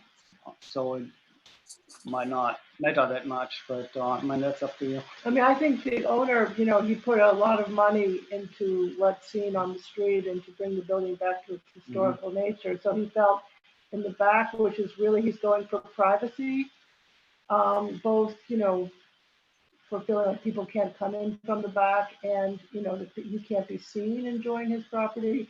He didn't feel that he had to go to that extent. You know, I would just like to remind, I'm just going to read everyone the criteria just so everyone remembers what the goal is. For properties that contribute to the character of the historic district, the historic features shall be retained and altered as little as possible. An alteration of existing property shall be compatible with their historic character as well as the surrounding district.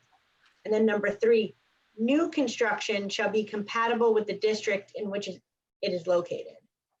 So I don't know exactly where this falls on the spectrum because it's a new addition to a historic structure.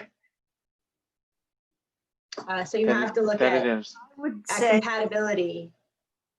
Right. But you also have to make sure that the historic structure is altered as, you know, that it's altered in a way that is compatible with its historic character. Yeah, I just would like to say that I understand the privacy, the desire for privacy, but I do think that a masonite door, a wooden door would be just as serviceable and really not that much more expensive. And it is not compatible with the existing structure. I do think the addition of the transom helps, but the materials really need to be compatible with the existing structure, I believe. I totally agree. I mean, you should. So we can request that. And as far as the windows that are all the way in the back that really can't be seen, is that just, you know, is that disturbing the character?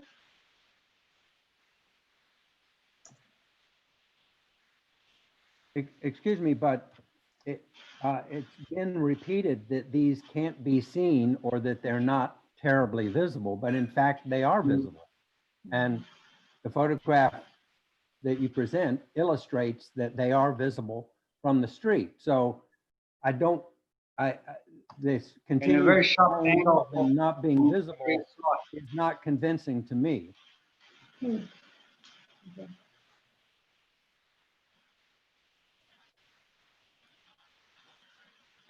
So I think we have 2 issues before us. The first is, and other members of the commission are welcome to opine. I personally agree with Chip that they are visible.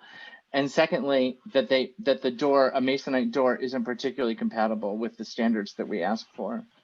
So I understand that a great deal of expense has been put into this building and it looks lovely for the most part, but I don't, unless there's actually a hardship application, I don't know that we should change our standards for what would be an exterior door or even visible exterior windows for this. That's my opinion just as a commission member. Does anyone else have an opinion that hasn't spoken? I agree with you, John. All right, so I think, you know, we can put this, I'll speak now to the applicant. We can put this back through a vote, but I think you can already hear that there's probably three concerns in our process. Really, can we look at the? Yeah. What would you like to look at? I'm so sorry. Can we look at the entry covers and maybe approve those, and then we come back with different windows? Yeah, I'm sorry. So Which that the owner can it's also and this is what the porch. The front on Front Street, those little porches over the entry doors. If you could make a decision on those, if those are approved, then we could at least keep working. But may I ask a question about the windows in the back? Yes. I want to know what would be appropriate. Can he do fixed glass that has framing that is more appropriate? Can you give us some ideas of how he can enclose his back porch appropriately. Very without reasonable buying- question. Chip, do you have an idea for something that you might find more appropriate?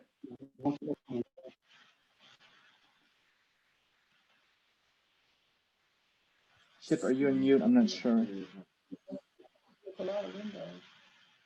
I'm sorry. The commission has reviewed a number of projects that have been requested to enclose an existing porch with windows. We've gone through this recently with a project I remember on, I believe on Union Street. So the concept of putting windows in porches, even though this is a new design, I think that I think the concept is acceptable. I think it's a question of what's the detailing, what are the windows like, what's the trim like, what is the quality of the finished product, and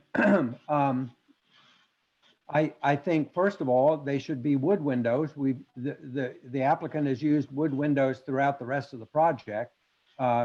Converting to a vinyl window in the rear, I think, is not appropriate, my personal opinion. I would suggest a wood double hung window with a divided light, not dissimilar. Yeah, that looks like what's in front. What's been used throughout the rest of the building. Right, and I would refer back to, I mean, I think that makes it more compatible. I think it makes the addition to per Victoria's guidance to us more compatible, and do something like you did on the front. That's again does anyone else want to speak on that? I mean, to me, I think the important thing is that they don't introduce vinyl, which is so glaring and stands out on an old building. I think we recently, that project you were talking about, Chip, where they were enclosing a porch, they used wood framing on larger windows to enclose the porch. So it didn't look like one of the windows from the front. It looked like a porch that had been enclosed with glass, but the framing and the detail was wood. And in my opinion, that would be acceptable, but introducing double hung vinyl windows is not. I think you have, go ahead. I just want to ask, would it be possible to have fixed glass in a portion of it, and with a nice wood trim, and then maybe one place for ventilation, we had something like a double hung? That we'd have to see the proposal. That might work fine. Okay, but we might be able to do like a hybrid situation. Also, if he wanted to have clad windows, I mean, this is not Warren Street. That would also be permissible, right? Instead of showing the wood, just in case he wants that. I think we've also approved in the past paintable fiberglass windows, which are, a little less expensive than wood, but they really do look like wood when they're painted. I think, yeah. But isn't the issue here, which I think Chip is pointing out, you're putting an addition on this building.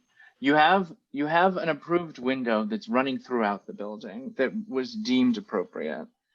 And now to introduce a different, say a single pane window, like a large pane window, it conflicts with that compatibility.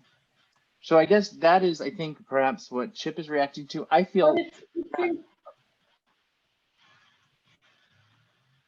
And the argument that they can't be seen.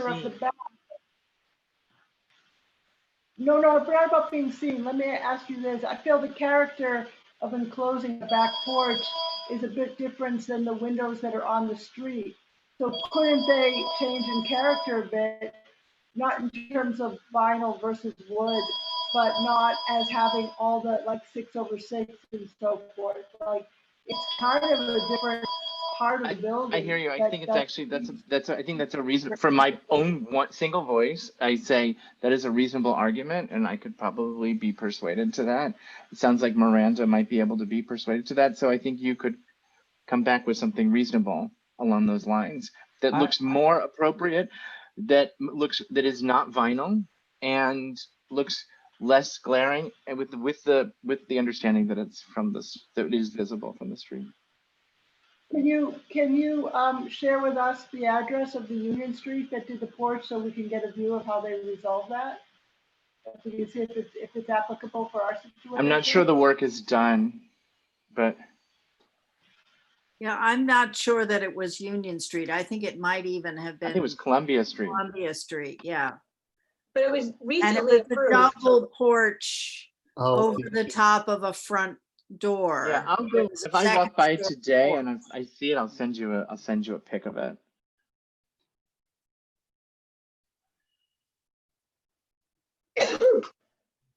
Bless you. It's wait, aren't you guys are at 610 Columbia Street? It's really close to you. It's probably like across the street. We're at 610 Columbia. So yeah, we'll look for that.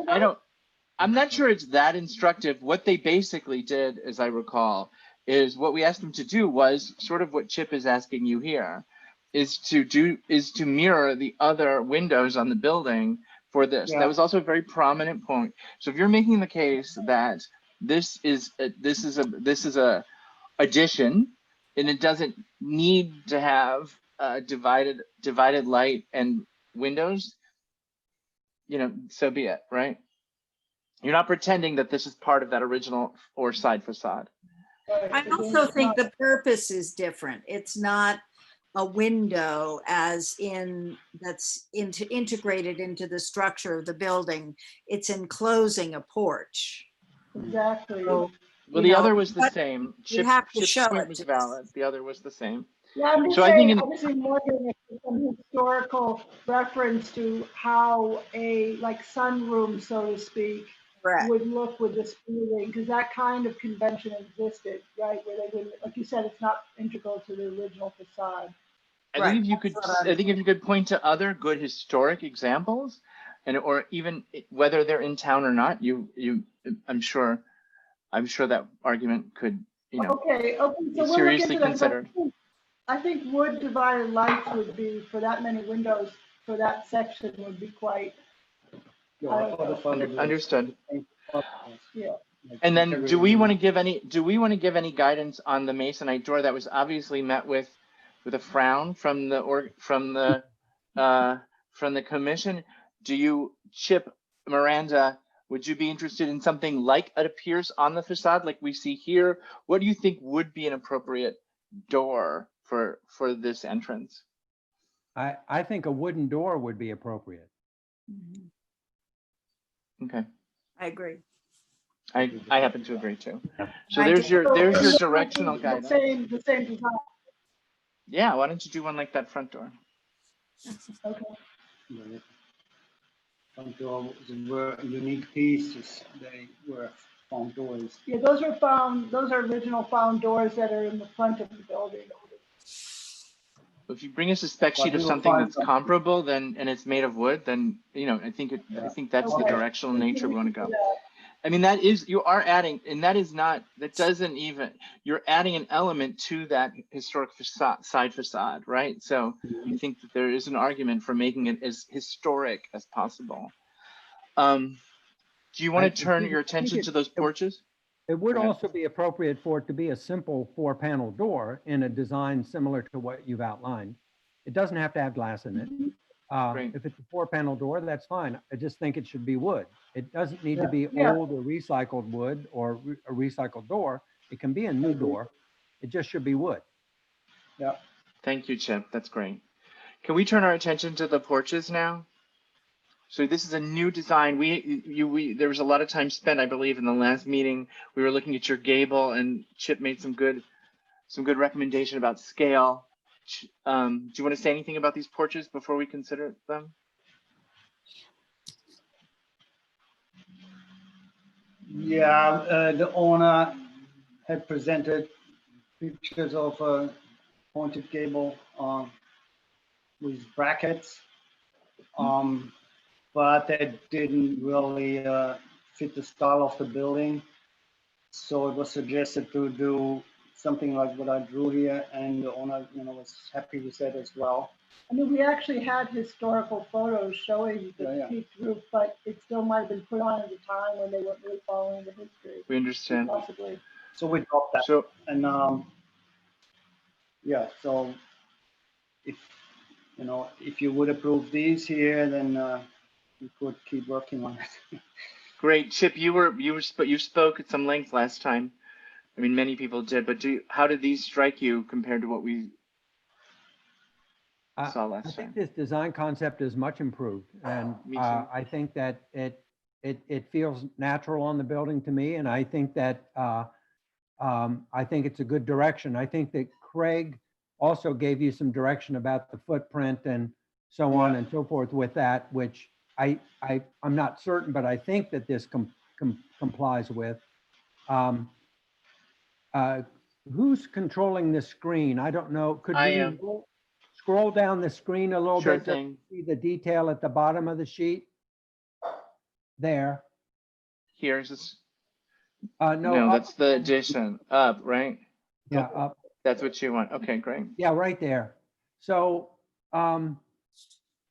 so in the lower left-hand corner, I see on the screen that basically you're installing a pressure-treated 6x6 post and then applying trim to that. That trim is to be painted. Yes. Yeah.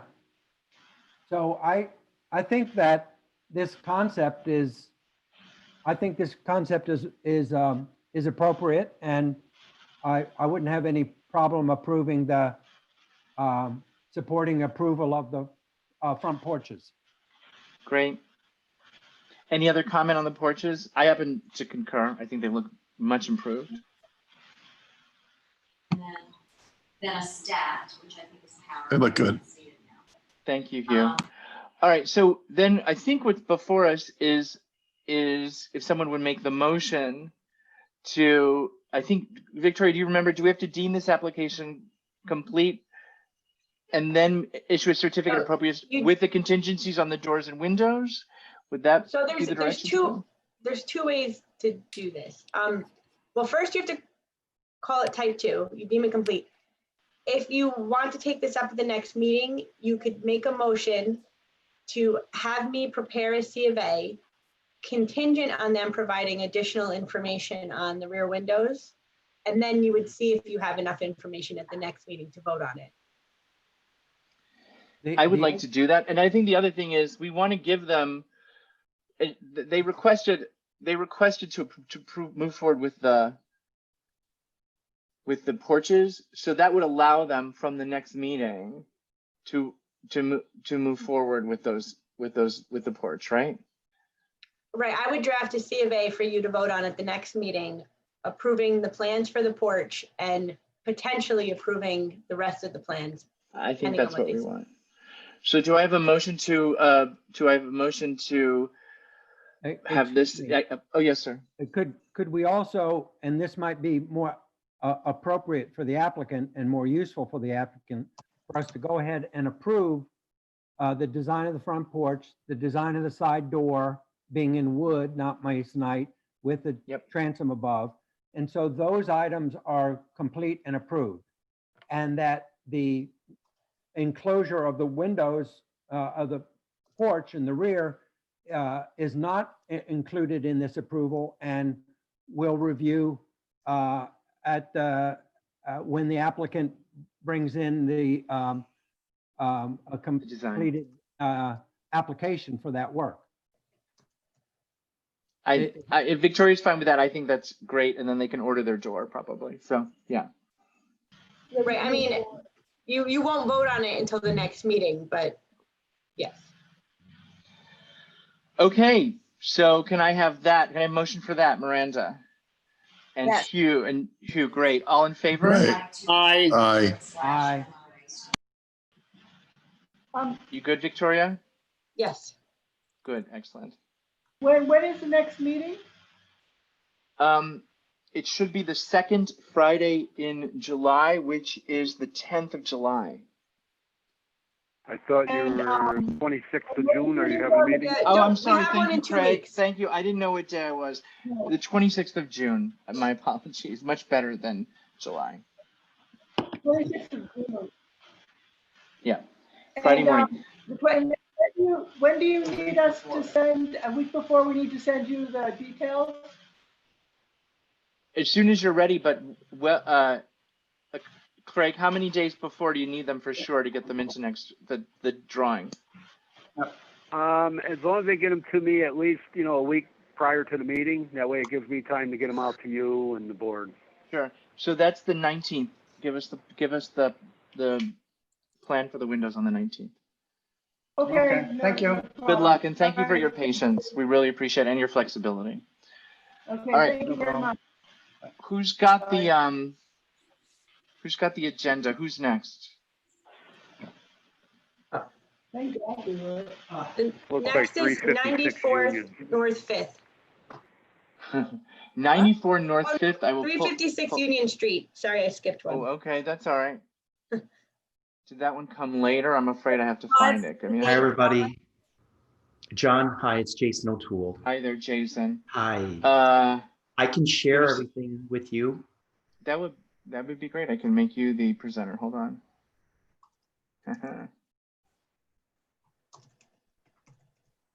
Oh, good. Someone else is controlling this. Even better. Great. So let me just get this up.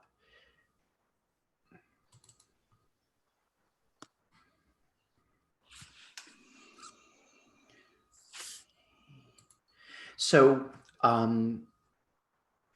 we replaced the front steps with like material, similar to the original design that was there. And we used the like material was pine wood, pressure treated. And Jason, so I'm going to interrupt you. I'm not seeing anything shared. Oh, you don't see anything shared? No. Hold on, I'm sorry. It's all right. Let me make sure here I'm doing this right. You have to press share screen on the bottom. Thank you. It's installing, 2 seconds.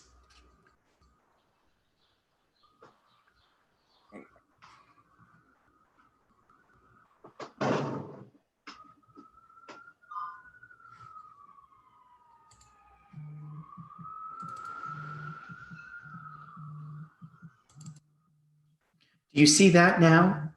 We do. We see your screen. Oh, great. Okay. So what we're here for today. Hold on. We see your desktop. We need you to open the file. Gotcha. I'm so sorry. It's all good. Okay.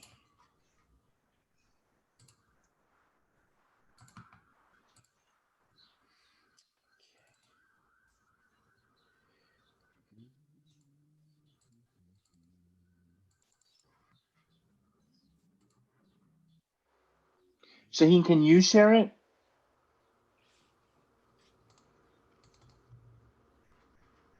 Okay. Okay, great. Why don't you just speak to what's on the screen now then, Jason? We're gonna control, all right? Okay. Yeah, I apologize. Okay, so this actually, I had this all like in an order for you. I'm sorry. So this is actually the 342 Allen Street. And it's a photo of where we actually got the design of the railing that we are presenting to the commission today. So this was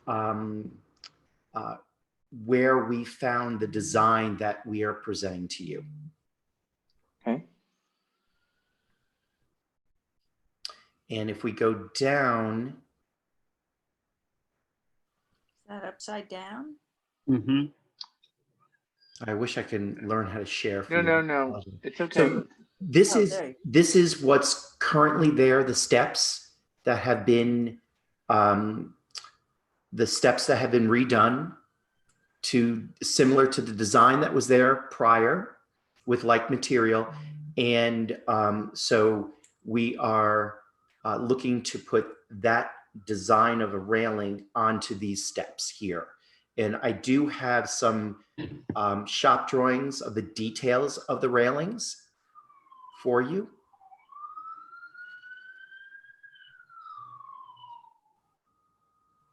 May I ask, the steps that you are showing that were rebuilt with like material, are those wooden steps or stone steps? I can't tell in the photograph. Those are wooden steps. Sorry, Jason, these are the only two pictures I have for you. There was the shop drawing right there, if you see, right there. And I actually had it, I had separate, I have individual ones of each of these sides. Oh, you can get in there. Okay. So I made sure that we presented to you a side view and a front view of the railing and gave some details on the dimensions of that.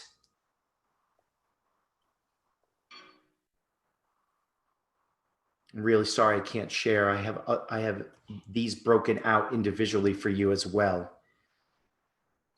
Is this all wood, everything we're looking at, or is some of it metal? So are you talking about the stairs? The stairs and the railings. So the railing is a steel railing, and the steps are wood.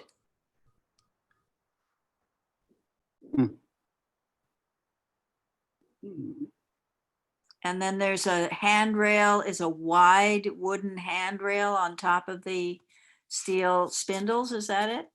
No, it's if we go back to, if you want to go back to that photo of 342 right here. Yeah, it's just a simple. Yeah. Oh, okay. Simple railing. It's a simple metal railing. With the design, with the kind of on coming down the steps, having that round design at the end of the railing there on the first step. Very well. Okay. All right. The photograph that's on the screen, those steps are wood or those steps are stone? Are you talking about at 342 right here? Mm-hmm. These are wooden stairs at 342 Allen Street. So this is just a sample. This is not the proposal. That is correct. That's just a sample. I wanted to show you where we got our inspiration about this railing. And if you go to the next photo down, number 9, that shows you currently what the front of the building looks like. The stairs were redone in the similar material of the stairs that were there prior, which was wood. And then we're proposing to put these steel railings on each side. Are they steel or wrought iron? They're steel railing. And what are the spindles like? Are they square or round or turned? The detail of that in the shop drawing that we gave you, if you go back to the shop drawing picture, and I think that's right there, yes. And if you want to the drawing to the left, there kind of shows you that, Miranda, it's at the end, it's a round design at the end of the steel railing that matches the 342 Allen Street photo that we showed you. But presumably the Allen Street photo is wrought iron, and these are steel.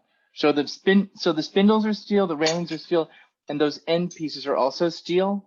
Everything's of the same material on the proposed railing. That's correct. But is this look, it's hard for me to see with the shop drawing. Are there several spindles here, or is it looks like a square wooden, I'm losing the word right now, but it looks like a wooden piece at the end of a staircase, but that's not what you're saying. You're saying, because the one on the Allen Street house has like half a dozen wrought iron spindles that form a circle at the bottom. That's not what this is looking like. If we go to could you scroll to the other side? We go to the other side. Thank you. Yeah. It doesn't look circular there either. I don't know that these drawings are sufficient, Jason, for us to determine what this is really going to be. I have, let me see if I can, If you could email them to us, we could probably put them up. yeah, this one here, let me do that. I just understand why I can't share. Let me try sharing one more time here. Do you see that screen right there? No, we see you. Okay. I'm afraid. Hold on one sec. Let me just see. There you go. Do you see this right here? Do you see this? You see your screen. Okay. Desktop. So let me pull this up. Do you see that? Yes. We do. Okay, All so right, that looks a little better. That's the one. See that there? You see that round? Oh, I see. Okay. So I think I had these redone, and this is what to make them more clear. So I'm glad I'm able to share with you. So this is the concept here of what it's going to look like from the front elevation. The thing that I'm stuck with is the difference between wrought iron and steel. I mean, if these were wrought iron, they would be completely in keeping with the period of the house. And is the steel railing meant to look like wrought iron, or is it meant to Okay, I'm look gonna give like you this baby. steel? I can't see enough of it to know what it looks like. I'm sorry, I'm confused by your question. Well, a house of that period, you would expect to have a wrought iron railing on it if you're having a metal railing. And I'm not, that's why I said, are the spindles square? Are they round? Are they turned? They're What do round. they look They're like? round. I mean, right here you see the round configuration at the end. Oh, you're talking about these spindles right The here. actual spindles that go all the way down. Yeah. Okay.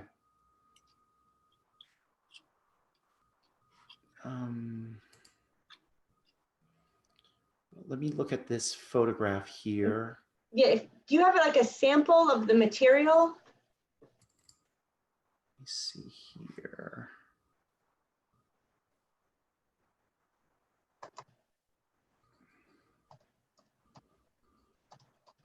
Give me 1 second. Let me download that. It's going to match this exactly here. And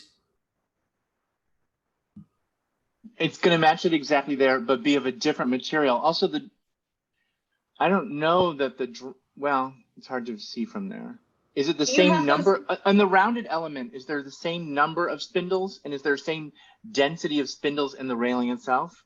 correct. Yeah. If we look at this, and then if I go back to let me do the side detail for a moment. If we look at this photo, you see that, and then the side detail, you see that here it is the same density. So literally we're matching what is at 342 Allen Street to put here. But you're making it out of steel, not wrought iron. If you give me 2 seconds, let me just confirm that 100%, okay? Okay. Just had 2 moments.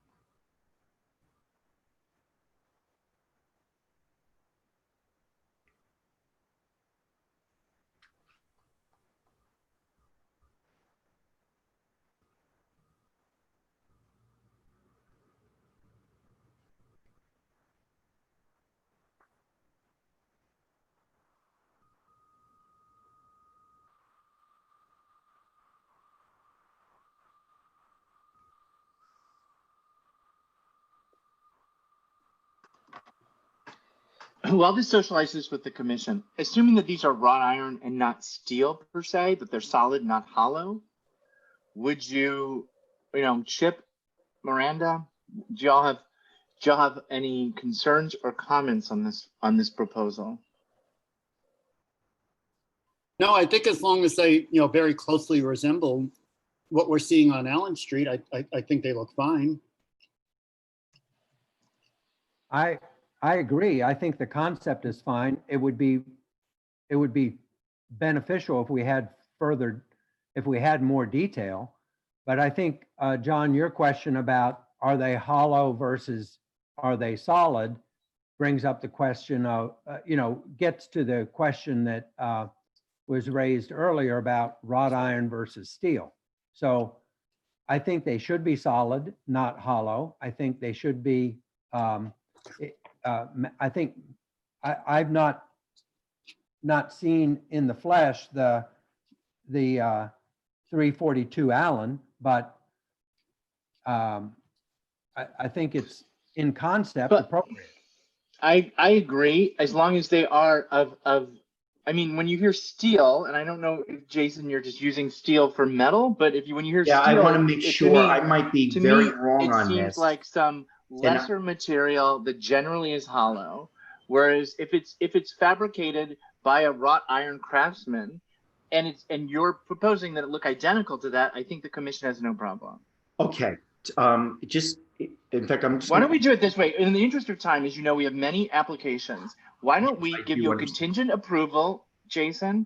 Yes, sir. Why don't we give you a contingent approval with the understanding that it will be fabricated identical to 342 Allen Street out of wrought iron, solid wrought iron?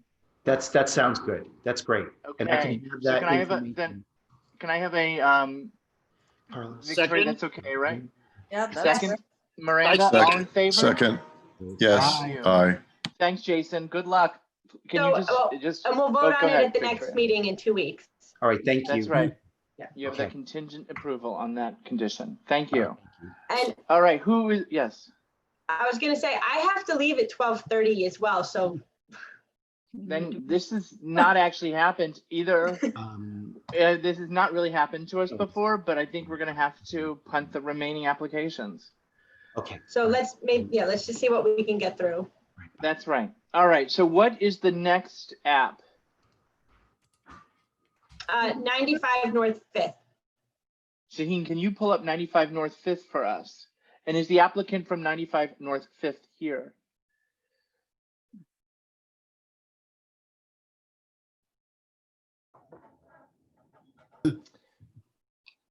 Hey, John, I'm back. It's 94. 94 North 5th. Okay. And Phil, I don't know if you heard this, but Victoria also has to leave at 12:30. So you guys can proceed, but you'll be uncounseled.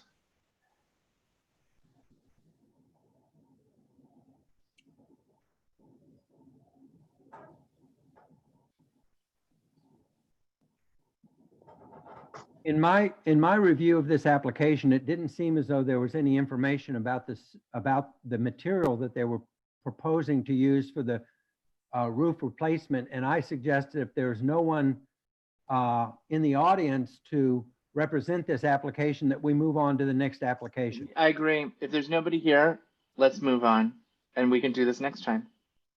Okay. The next one is 41 West Court.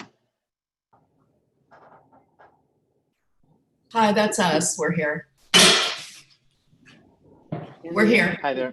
In the interest of time, let me say that the fence that's being proposed here looks perfectly appropriate. I like the level of detail. I like the horizontal composition, and I would certainly be in favor of approval.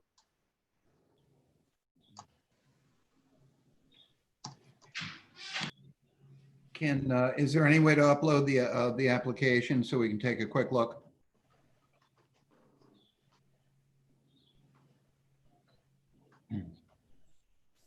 No, this is all I've got for 41 West Court. Okay. There should be, Craig had a package. Can you hear me? Yes. This is Amy Elias from 41 West Court. Craig had a presentation that showed the existing fence as seen from the street and photographs of a fence that we took nearby that we want to pretty much copy. And partition. And that was in the application that Craig presented to everyone. I saw it. It was, and I think that if I'll take responsibility. I may or may not have gotten all the bits to Shaheen, but I also had no issue with this proposal. I'm comfortable asking the commission on this to find the application complete and to propose to the city attorney we prepare a CBA. Agreed. Agreed. Great. Thank you. Fantastic. May I have a Thank motion you for then your to patience. find the application complete? I'll make that motion. May I have a second? I second. All in favor? Aye. Aye. I have a motion to forego a public hearing and request the city attorney to prepare a C of A. I make that motion. Second. And a second from you. Thank you very much. All in favor? Aye. Aye. Approved. Aye. Thank you so much. Thank you. I have Thank a you. quick question. What, do we wait to get that paperwork from you or? That's correct. It would be in 2 weeks. We'll have the Okay. C of A at the meeting in 2 weeks. If you can come to the meeting, please do, or dial in. And if not, in this wild and crazy world, we'll vote on it anyway without you and get it to you. Okay. Thank you so much, everybody. Thank you. Have a good day. Aye. Bye-bye. We have a fence up for 826 Union Street.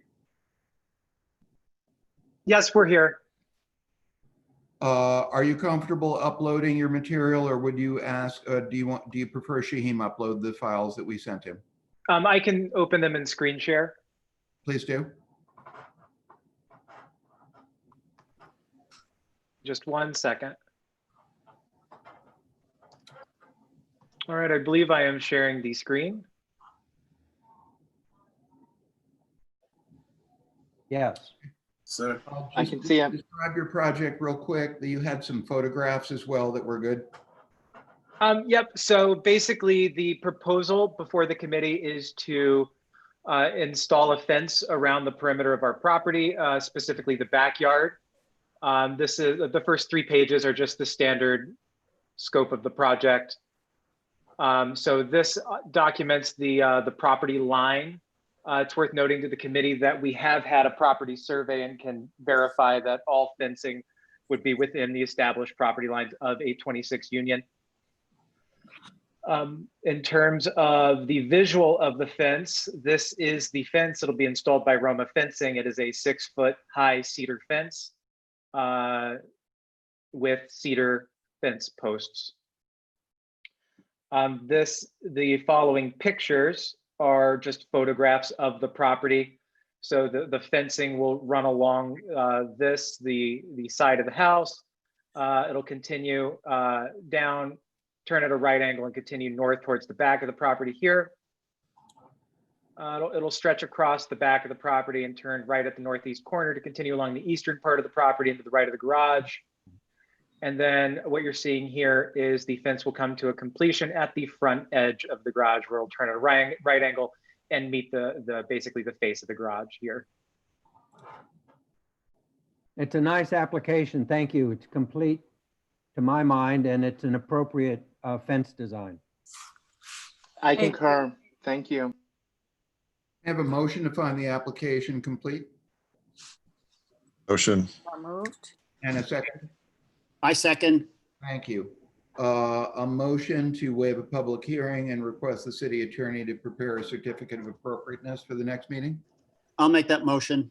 Thank Second. you. Second, John. Thank you so much. All in favor? Aye. Aye. Approved. Yay, thank you. 324 Warren Street, we have a dormer. Is the applicant here? Ladies and gents, do we have an applicant from 324 Warren Street, a dormer application? If not, we move on. 102 Union Street. Do we have an is the applicant here from 102 Union? Anyone? Here earlier. Maybe he gave up. 102 Union gave up? Well, he was here earlier. Remember it right at the beginning. It's about. Oh, you're absolutely, so he may come back. 118 North 5th Street. Is the applicant here from 118 North Fifth? Also not so much. 307 Warren Street. Is that Yes, sir. Aaron? How we doing? Aaron, we got to you. You got 3 in a row now. Oh, thank God. All right. You want to start at 307? Yes. That's Hit it. fine. All right. So let me, hang on a second here. Now I get to stagger through mine. No worries. If you need Shaheem to help you, he should have these also. We're good. All right. What we've got is the existing deck right here. It is smaller. We're going to make it bigger in both directions. You can hardly see the thing from the street because of the fence that's already there and the fence in the back. But that's what you can see of this deck. The new footprint is going to look like this. Currently, it encompasses this door here and it goes back here and it stops sort of right along this joist line. We're just going to move it this way. We're going to move the stairs down and we're going to reinstall the same wood structure that's there now. So that's what we'd like to do. Same railings. So Aaron, this is a repair and replace of an existing wood structure? It's a demolition and replaced with a larger with the same materials. And the materials for both the railing and the decking are wood? Yes, sir. I believe this is perfectly appropriate, and I reviewed the additional documents. I think it's complete. If there's no dissension from Chip's point, a motion to find the application complete, please. Complete.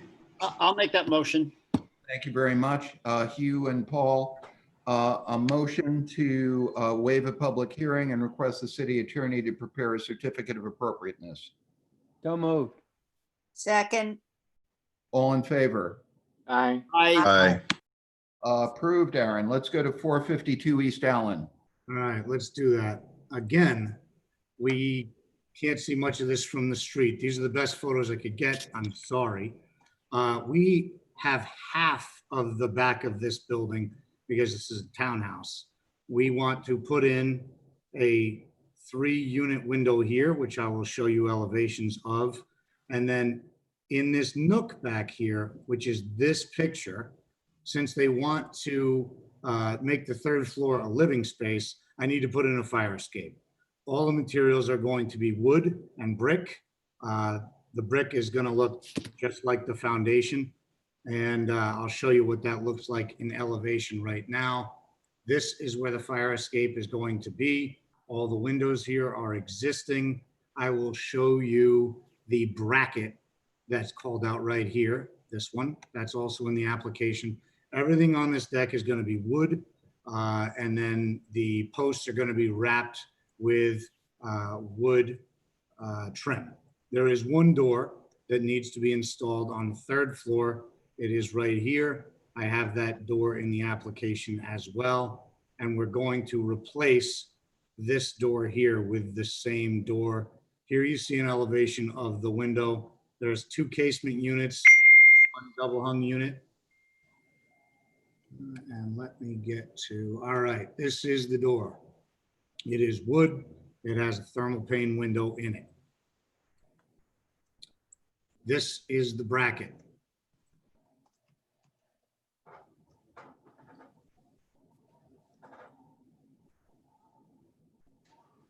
This is the window unit. So this one shows 3 casements. They are laid out to look like double hungs. That is all I have to add to this presentation.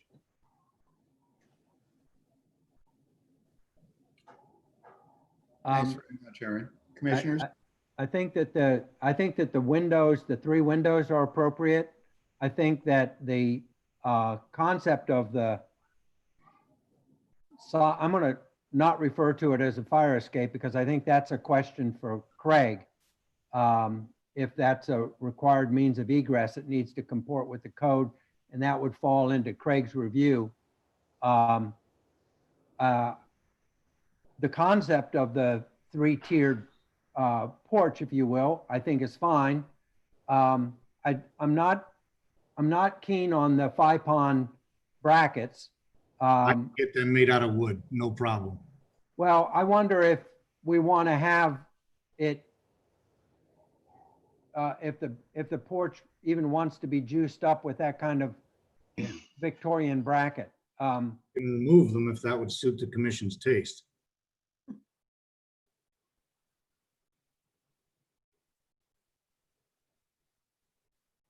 I think that a side porch that is of this size is certainly not needed. Is there a front porch on this building that has a bracketed? There's a front porch. Let me pull that up right quick.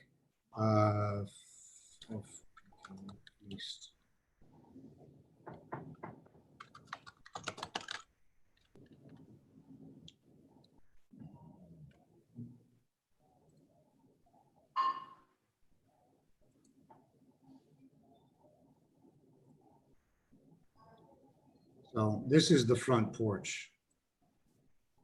And that's the detail. Yeah, so. Yeah, I wouldn't use a Victorian-ish bracket at all. I think it's better, simple, square. It That's wants fine. to be secondary to the front porch and Okay. not compete with it. That's fine. We'll do that then.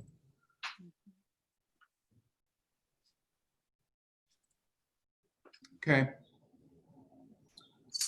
I think Craig needs to review whether this quote unquote fire escape is something that is compliant with the code. We just had this review at the corner of 5th and Union as to a quote unquote fire escape that didn't have a conventional run to rise. So I don't know whether this third floor is a ladder going down to the second floor, but there's no way to get from the second floor to grade. But this is a code issue and not an HPC issue.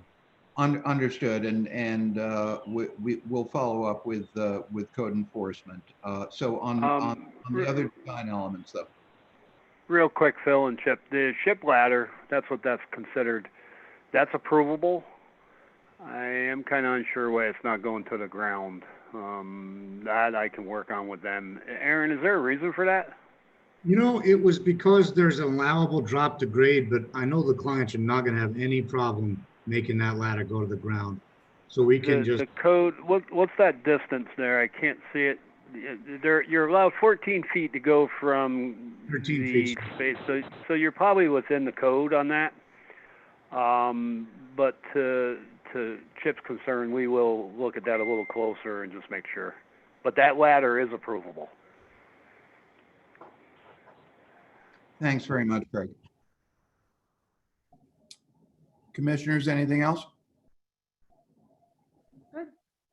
So in terms of code, that goes without saying, there can't be a legitimate C of A without code compliance. So we don't need to address it.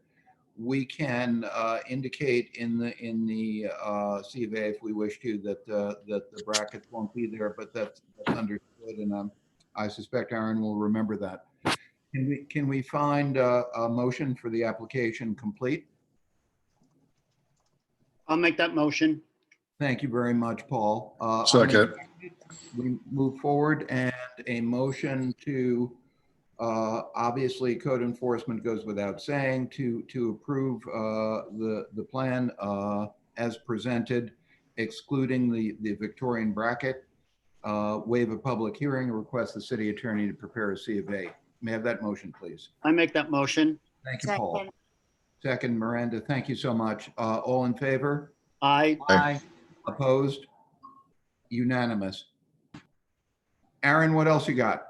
542 Union Street, we have a new front door to replace what you see there. And we have a wall that we built temporarily in the garage, and then the clients liked it. They'd like to keep it. I'll get to that in a second. The existing screen door is in this framed down opening. It is shorter than the door that's behind it. The door that is behind it is +7 feet, and it's a custom size. So what we're going to do, since the old door is not serviceable anymore, is we're going to remove the infill that's in this front door. We're going to remove the screen door. We are going to replace the existing front door with a custom-made wood door that looks like this. And then does that have a transom above it? No, sir. The existing door does not. This door here is the full height of the opening. So we're going to replace what's there with the same size door. Do you have a picture of the door that's all I've existing? got. What it is, it's a 2-panel below with a half glass unit above. So your issue with the door is that it's too large? Is that it? No, the issue with the door that's in place now is that it's old and beat up and doesn't open and close very well. And I don't believe it's original, but I don't know. I would like to see the original door repaired, restored, and to have the original opening restored. I believe that closed down area furred down from the top, that panel, which was done for the convenience of a store-bought storm door, I think that opening should be enlarged back to its original size. That is the plan. But then you're going to have a shorter door in that opening. No, I'm going to get rid of that whole jam is roughly 1.5 feet deep. They did enclose the exterior so they could put that screen door, but behind the screen door is this door that's like 7'6" or something like that. And you're proposing putting in a 7'6" door? Yes, sir. Oh, okay. So the door you're proposing with that design is as big as the existing door? Yes, sir. Or what we assume to be the original door? I don't know. Door opening. I'm looking for the door order, and it's going to be down at the bottom.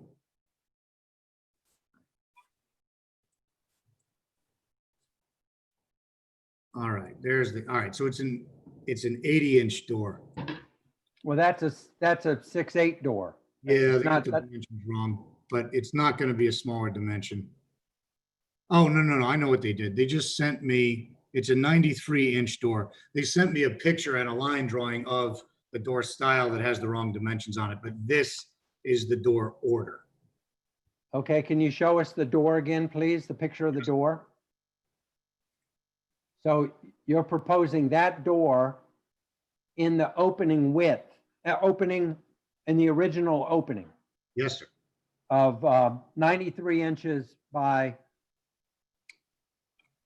its original width. Yeah, it's 93 by 3.2. Okay. So it's a 38-inch door. Well, first, I think that it would be preferable, if that's the original door, to restore it, repair it, and to reuse it. Stylistically, this door is not really consistent with the original architecture of the building. So I don't think that this door design is appropriate with the segmented arch top and the 6 divided light at the top. All right, then we'll restore the existing door. I'll just let them know we have to do that, and we'll put that one to bed. Okay. This is the garage, the way that it was. It had no back wall. And what we did, just so that we could keep things secure, is we built this temporary wall and zip sheathed it. This is the way it looks now. It's got wood novelty siding above.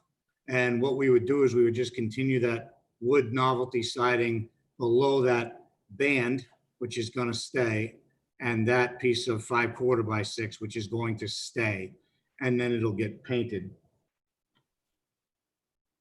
I think that design of the enclosure of the garage is perfectly appropriate. And the door, what is the door design that you're proposing for that? We were going to leave the one that's there. It's a flush door. So that's a flush steel door, Yes, sir. a pre-hung steel door with a steel frame? Wood frame, steel door. Yeah, that's brick molding. Uh-huh.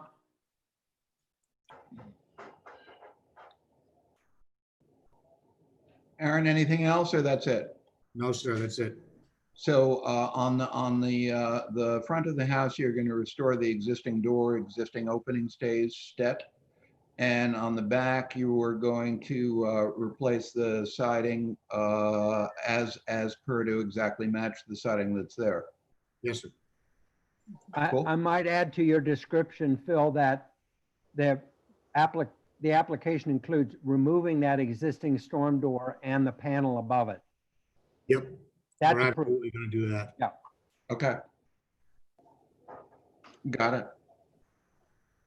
I would recommend approval for this application based on the description that Phil just made. Okay.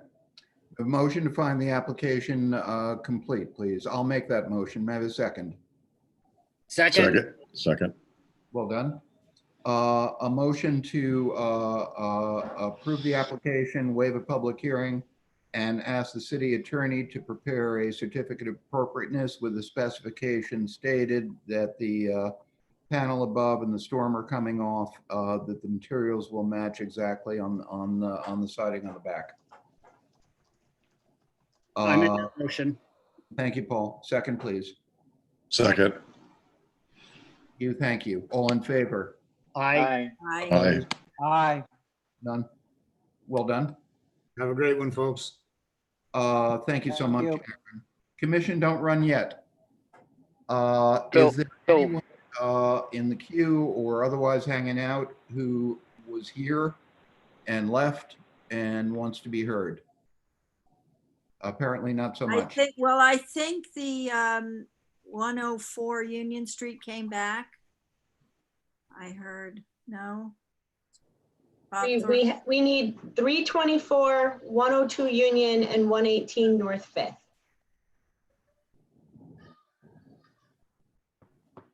Not here. We already discussed the fact that we've already scheduled the further discussion of 241 Columbia. I just want to note one piece of correspondence. I realize it's not within scope, but I'll ask Victoria if she wants to comment further. I have gotten, I think, 3 or so emails, which I don't have handy, but I can share with the commission regarding proposal for a 5G cell tower on the roof of Providence Hall. Some of the comments were associated with health concerns and some of them with the visual of a cell tower. Victoria, I don't know if you have a comment. I believe this is going to come up in front of planning. Can preservation comment on large visual events occurring that are within the direct view or have implications for the streetscape in the historic district? So was the letter sent to you directly? Because I didn't see it. It was emails, and I'll forward them to you and to the commission. I mean, you may have forwarded it, but there was a lot yesterday. I get that. So it's not within your scope to comment on any health issues, but if you have comments or concerns to the planning board, you certainly can let them know about compatibility issues. Say more, because I've tried in the past. I mean, of course, we're friends and neighbors with the folks on the planning board, but do we have by code some wind in our sails to make observations about construction outside the district that has a major visual impact on the district? You know, I have to look at the code. I mean, as a government agency, anytime that public comment is accepted, you're allowed to give comment. It doesn't mean that anyone's going to come before you for approval. Understood. Yeah, but Good point. you know, you can submit comment just as anyone else can from the public. Okay, so let me follow up with that. I'll And by share- Victoria, you don't mean, Victoria, you mean the commission can comment. You don't mean Phil can comment. So if the commission wants to take a vote and send a formal comment letter, that's allowed. But you know, it would only carry the same weight as any other member of the public, or alternatively, Mr. Foreman can comment as an individual. I'd prefer to comment in behalf of the commission, and I do want us to begin to take up our sword and shield on the visual impact. There's a project planned for housing up on top of Columbia Street, for example, and there's nothing wrong with the project, nothing wrong with the planning, but it creates an enormous mass as you come into this dark district, which is so unrelated to Hudson. And again, it's a visual observation of what happens or what impacts on the streetscape in the historic district. I want to at least try to establish some precedent around that, and I'd be happy to start with this. Commissioners, are you comfortable if I prepare something to comment as a commission on a cell tower going up here? I am, absolutely, and I think that you're pointing out the potential that we have to comment on other parts that have significant impact. And while I appreciate Victoria's legal observation that we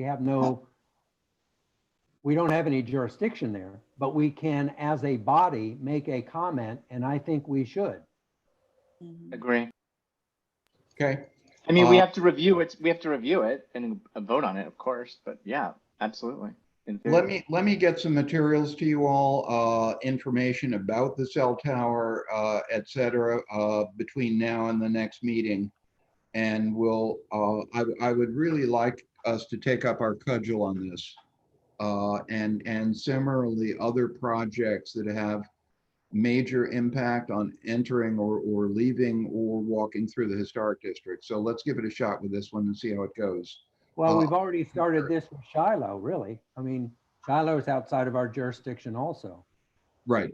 Not quite. Shiloh is within your jurisdiction because you're reviewing an application to landmark it. I see. So that's specifically one of your powers. Okay. Nice. All right, I'll get some stuff and we'll take it up for the next meeting. Victoria, you okay with the next meeting, reviewing it? I mean, we had tried to build a little firewall around the second meeting of each month, like back in the good old days where we were just voting. But there's so much slippage because of the volume of work. I guess we need to continue to review applications for June anyway in the second meeting. And folks, any problem with that? Well, so I mean, you can carry over the 3 that didn't show up today. But are there a lot more outstanding besides that? No, we actually went through an enormous amount of backlog today, and I congratulate everybody, and I thank you very much, John Schobel, for jumping on and running us through this. It made a big difference to me. So yeah, we'll take these 3 on if everybody's okay in the next meeting, and then hopefully thereafter we can reserve the second meeting of the month just for C of A votes. I just want to ask about our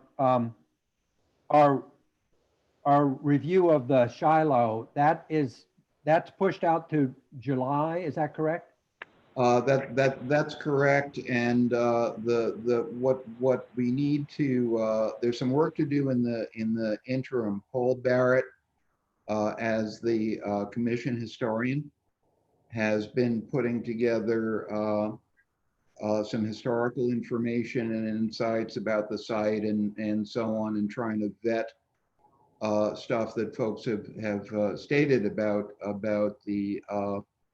the history of the site as a Masonic temple and so on as a church. I will collect with Victoria's help a little packet for y'all of all of the public comments that have come in.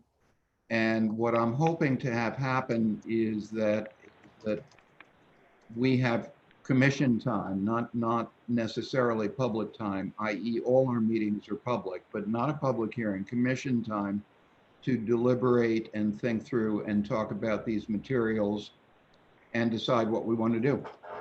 Victoria, is it possible for us to have an executive session that's not open to the public to discuss this? So you cannot deliberate in private, but if you have legal questions, we can certainly have an attorney-client session that's closed to the public. But in such a case, questions would be really directed to me about legal concerns, and then I would be advising the group, but you really shouldn't be having deliberations back and forth. Understood. Okay, thank you. I think that's all she wrote. Nope. Phil, this is Craig. I got a couple things. Please. Real quick. First off, I had to step away on two of the reviews, 356 Union and 94 North 5th. Were they both approved? 94 North 5th, no one showed up. Oh, excuse me. I'm sorry. I got disconnected for a while. I'm here for 94 North 5th Street. Okay. This is my first time doing this, and I'm not very knowledgeable technical, so I'll do what I can today. I did submit everything a while back with Craig, and so I'm not sure where we are or where we stand, but you know, like right now I'm speaking out on my phone and I see people, you know, submitting their stuff on their desktops and all that. I am on a job site, so I we apologize. have your pictures and file coming up on our screen. Okay, good. I'm Okay, sorry, great. not tell me your name again. Freddie? Freddie. Okay, so we're looking at our screenshot of your house. Yes, I'm the contractor. So the owner is Torsten Krins. Yep. And if you could go on and describe the project, we can try to track along visually with you. Okay, sure. So the project just consists of a complete re-roof, include all roof areas. There is no specific or one particular roofing system that has been used. There's been multiple repairs, and there's sections where it's metal roof, there's sections where it's asphalt, there's sections with rubber. So our plan is to remove all the existing layers. Okay, we're not changing anything structural.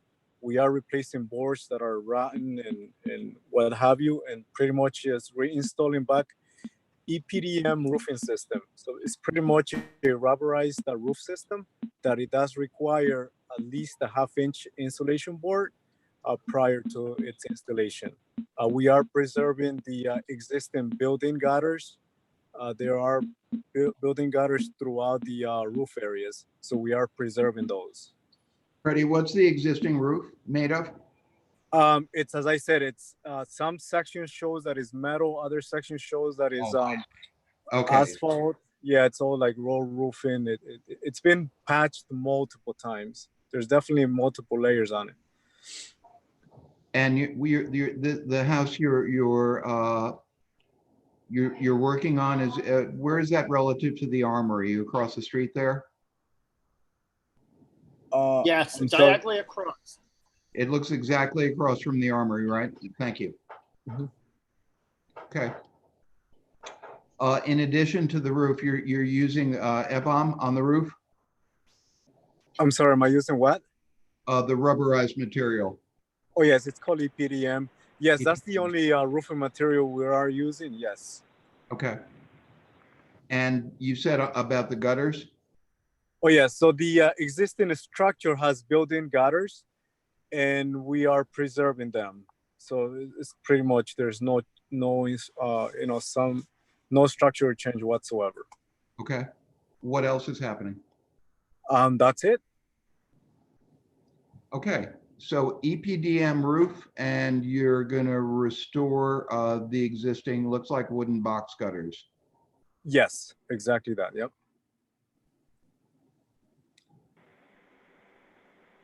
Ladies and gents, any thoughts? I think it's really great that they're restoring and maintaining the original integral gutters. And I think that's really important to the architectural woodwork of the exterior of this building. Normally, one would shy away from a membrane roof in a quote unquote legitimate restoration. However, in this application, the roof slope seems so slow that it's not terribly visible. And EPDM is really the best product to use in a situation where you're restoring the original gutters. So in a legitimate restoration or perfect restoration, we might want to see a metal roof installed on the porch roof, but there's considerable cost with that and a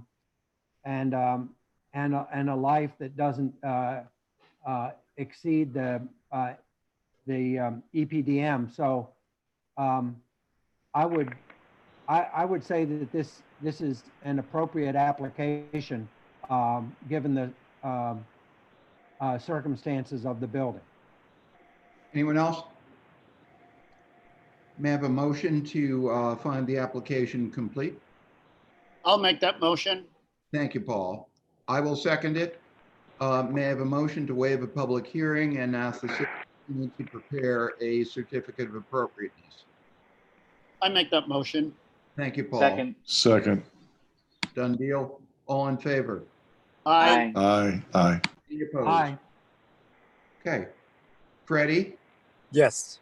You will have, in 2 weeks from today, we'll have a C of A prepared by the city attorney for the next meeting. You can, well, people don't come to meetings anymore. It'll be done in 2 weeks and we'll mail it to you. Okay. Thank you very much. God bless everyone. Stay safe. Thank you. Thank you. Phil, can you try one more time to call 102 Union? I happen to know the owner there and the guy's been on the line but couldn't be heard. Is 102 on the phone?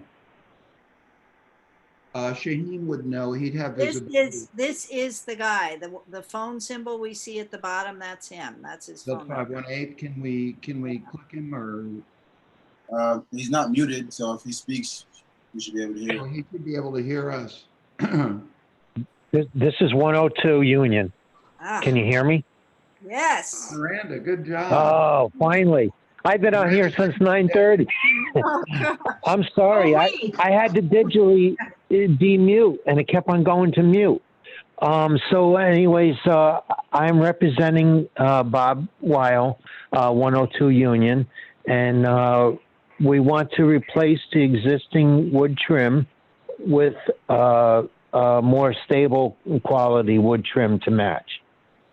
And then the second application would be to replace the existing cap on the parapet with a more stable and seamless cap to prevent it from leaking. So the wood trim repair looks like around the eaves or around where are we?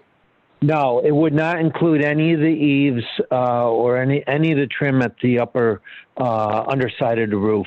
It's all the windows, the water board at the base, and the corner trim. Is this all like for like, or are you introducing anything new in terms of detail or material? No, it's only new material. It's a better material. Existing material is lower grade finger jointed material that it has substantial rot. And I'm going to install, well, I'm not installing it. Speaking for the contractor, it'll be a Boral material. I did send samples with the application, but it's the best grade of wood, and it's primed, and it will be painted to match existing. I think that Ball is an excellent replacement product for this, and certainly a better quality than the finger jointed wood. I think, and it will be painted. It has to be painted. Yes. And I think I think it is appropriate. Yeah, and it's essentially like for like, it's just better quality. I do have Exactly. one question There's no about thing. I do have one question about the blue stone cap on the parapet. What is that? Yeah. The existing bluestone cap was not wide enough, and the new bluestone cap will overhang the inside edge of the parapet the drip edge of the cap. Right now it's short of that, and because it's a seam cap, the elements come over the bluestone and pond between the bluestone and the drip edge and go underneath, and then they're creating issues underneath. So with the I new, understand that, but this is a wood frame building, correct? yes, Then what is the purpose of the bluestone? It's just sitting on top of the metal flashing of the parapet? that's how it was constructed in 2003. And you're right, it's a wood frame building. The bluestone is either for looks, or it was used to hold or cover a seam that's underneath for the metal that was used. Yeah, I think the bluestone is inappropriate. I think it probably was done for maybe appearance reasons or to kind of help with poor craftsmanship of the aluminum flashing Right. or the metal flashing cap. But I don't think that the bluestone should be reintroduced here. I think that doing a proper metal flashed parapet is the right thing to do, and maybe it needs to have some pitch on it, one or the other, or ridged. But obviously it wasn't properly installed if it's leaking now, and it's only been those number of years since it was installed. So I would encourage you to not reintroduce the bluestone. That also may be an anchor to hold the flashing Yeah, well, there are better without ways to penetrating. hold, there are better ways to hold the flashing. Basically, you're using the bluestone as a kind of weight to simply, the bluestone is not fastened through the flashing. It's just by its weight holding this flashing down, correct? It's glued onto the flashing. Well, There's an adhesive because we couldn't lift it to view it. well, then you can't, if you can't, then you can't inspect the flashings, and you can't inspect the joints of the flashing, and it seems All the like, joints are wide open. yeah, well, you're going to have to you're taking all that off anyway and putting down new flashing, Yeah. correct? Right. And that'll be stainless steel so that we can braze it or solder it so it'll be seamless. Then the bluestone will be unnecessary because you're going to properly attach it to the structure, and you're going to properly construct the joints so that they're tight to the weather. Okay, we were following existing because that's a new building, and we just we were following existing structure. I I understand just that, have a but question for our lawyer in this case, because I think that homeowners do have the right to replace like with like, if that's their Yes. choice aesthetically. So if it was exactly like for like, they would not need to come before the board. The issue here, I think, and Craig can correct me, they need your approval because they're widening Bluestone? No, widening it by 1 inch on the inside because it's short in width, and it stops short of the drip edge. So the elements go behind the drip edge.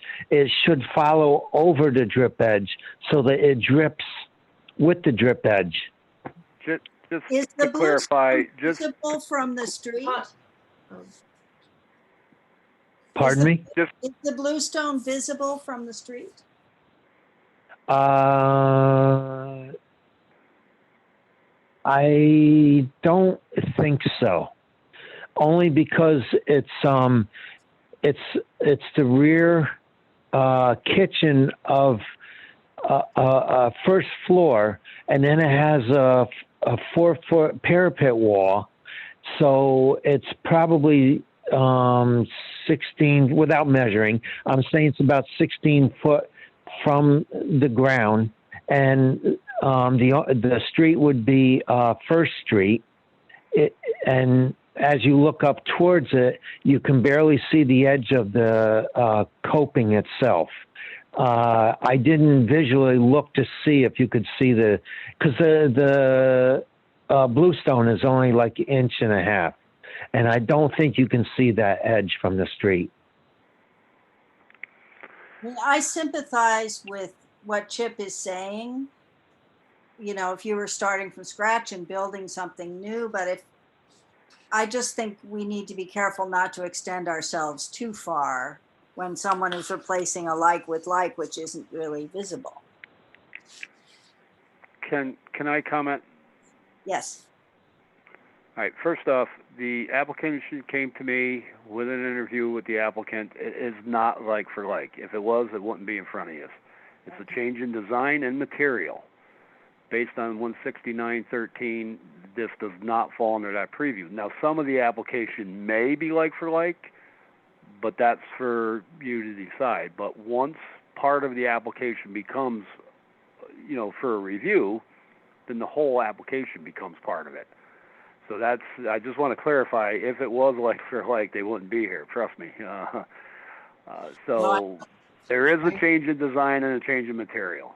Thank you, Craig. Craig, what's your opinion about the weather, the moisture proofing and the waterproofing detail, flashing detail, in which they're using bluestone as a kind of ballast on top of flashing?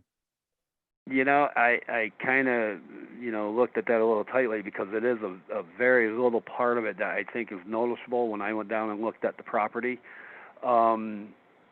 The flashing obviously needs to be secured so it does its job and doesn't, prevents the water from getting in. If they're putting the bluestone on top of it, and that was one of the questions I had for them, is that they are securing it with an adhesive. If it wasn't secured, then obviously we wouldn't want something of that weight as an overhead, that could fall, anything could happen. So as long as it's secured, and how they secure it, obviously, it has to be structurally in nature. So that adhesive they're using is approvable by code. So I wouldn't have a problem with it as long as, again, it's secured. Well, just to simplify things, I just want to be sure that the bluestone is not visible however they reinstall it. If they're going to reinstall the bluestone, which, I think is unnecessarily in poor craftsmanship, what we can do as a board is say that the bluestone shall not be visible from the street. Okay. All right. So we may be able to use the existing bluestone, which is narrow, and we can move it inward to make sure it is not visible from the street.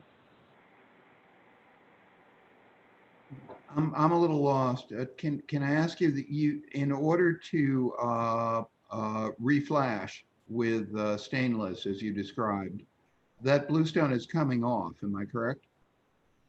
True. Okay. And I think I heard what Chip was saying simply as a best practice. There's no particular reason to put it back on, but you want it back on, as I understand. Well, I'm not sure what the purpose was intent to be installed originally. I don't know if it was designed that way, or if it was, you know, I don't know how it got installed. But with any kind of metal as a coping, people are going to tend to rest their arms or a glass on it as they're speaking, because there is a deck up there. And so as you're walking around, you know, you can look over the edge. So as far as scratching and marring up the new coping, I don't know if the bluestone would stop that from happening. And it was to replace existing. That's what was there. So that's how it was redesigned. So that's how it was presented. Thanks, Victoria. Let me ask you this: Are you comfortable with the premise that Chip proposed, which is that sure, but we're agreeing that this bluestone is not visible from the street? Is that a realistic possibility? Cool. I think it is. Craig, I think he said that he looked at that from the street and could see, could barely see it. So I think we can move it over enough to where it cannot be seen. Okay. If you're and correct me if I'm wrong. Yeah, you're right. I think it's a very little part of it you can see, so they might be able to adjust it where you can't. Okay. And with that said, not to interrupt anybody, Phil, I have to leave too, so I'll call you on Monday to find out about the rest of the approvals. Understood. Thanks so much, Craig. Thanks for everything. Have a good weekend, everybody. Thank you, Craig. I'd like to move forward then, unless there are other concerns. The applicant has said that they will find a way so that the bluestone is not visible, and the rest of the application I think seemed okay. If that's correct, may I have a motion to find the application complete? I'll make that motion. Thank you, Paul, and I'll second that. And a motion to waive a public hearing and ask the city attorney to prepare a certificate of appropriateness. The contingency has been stated that the applicant will affirm that the bluestone is not visible. May I have that motion? Thank you very much. You're very welcome. Well, I'll make that motion. May I have a second? Yeah, I'll second it.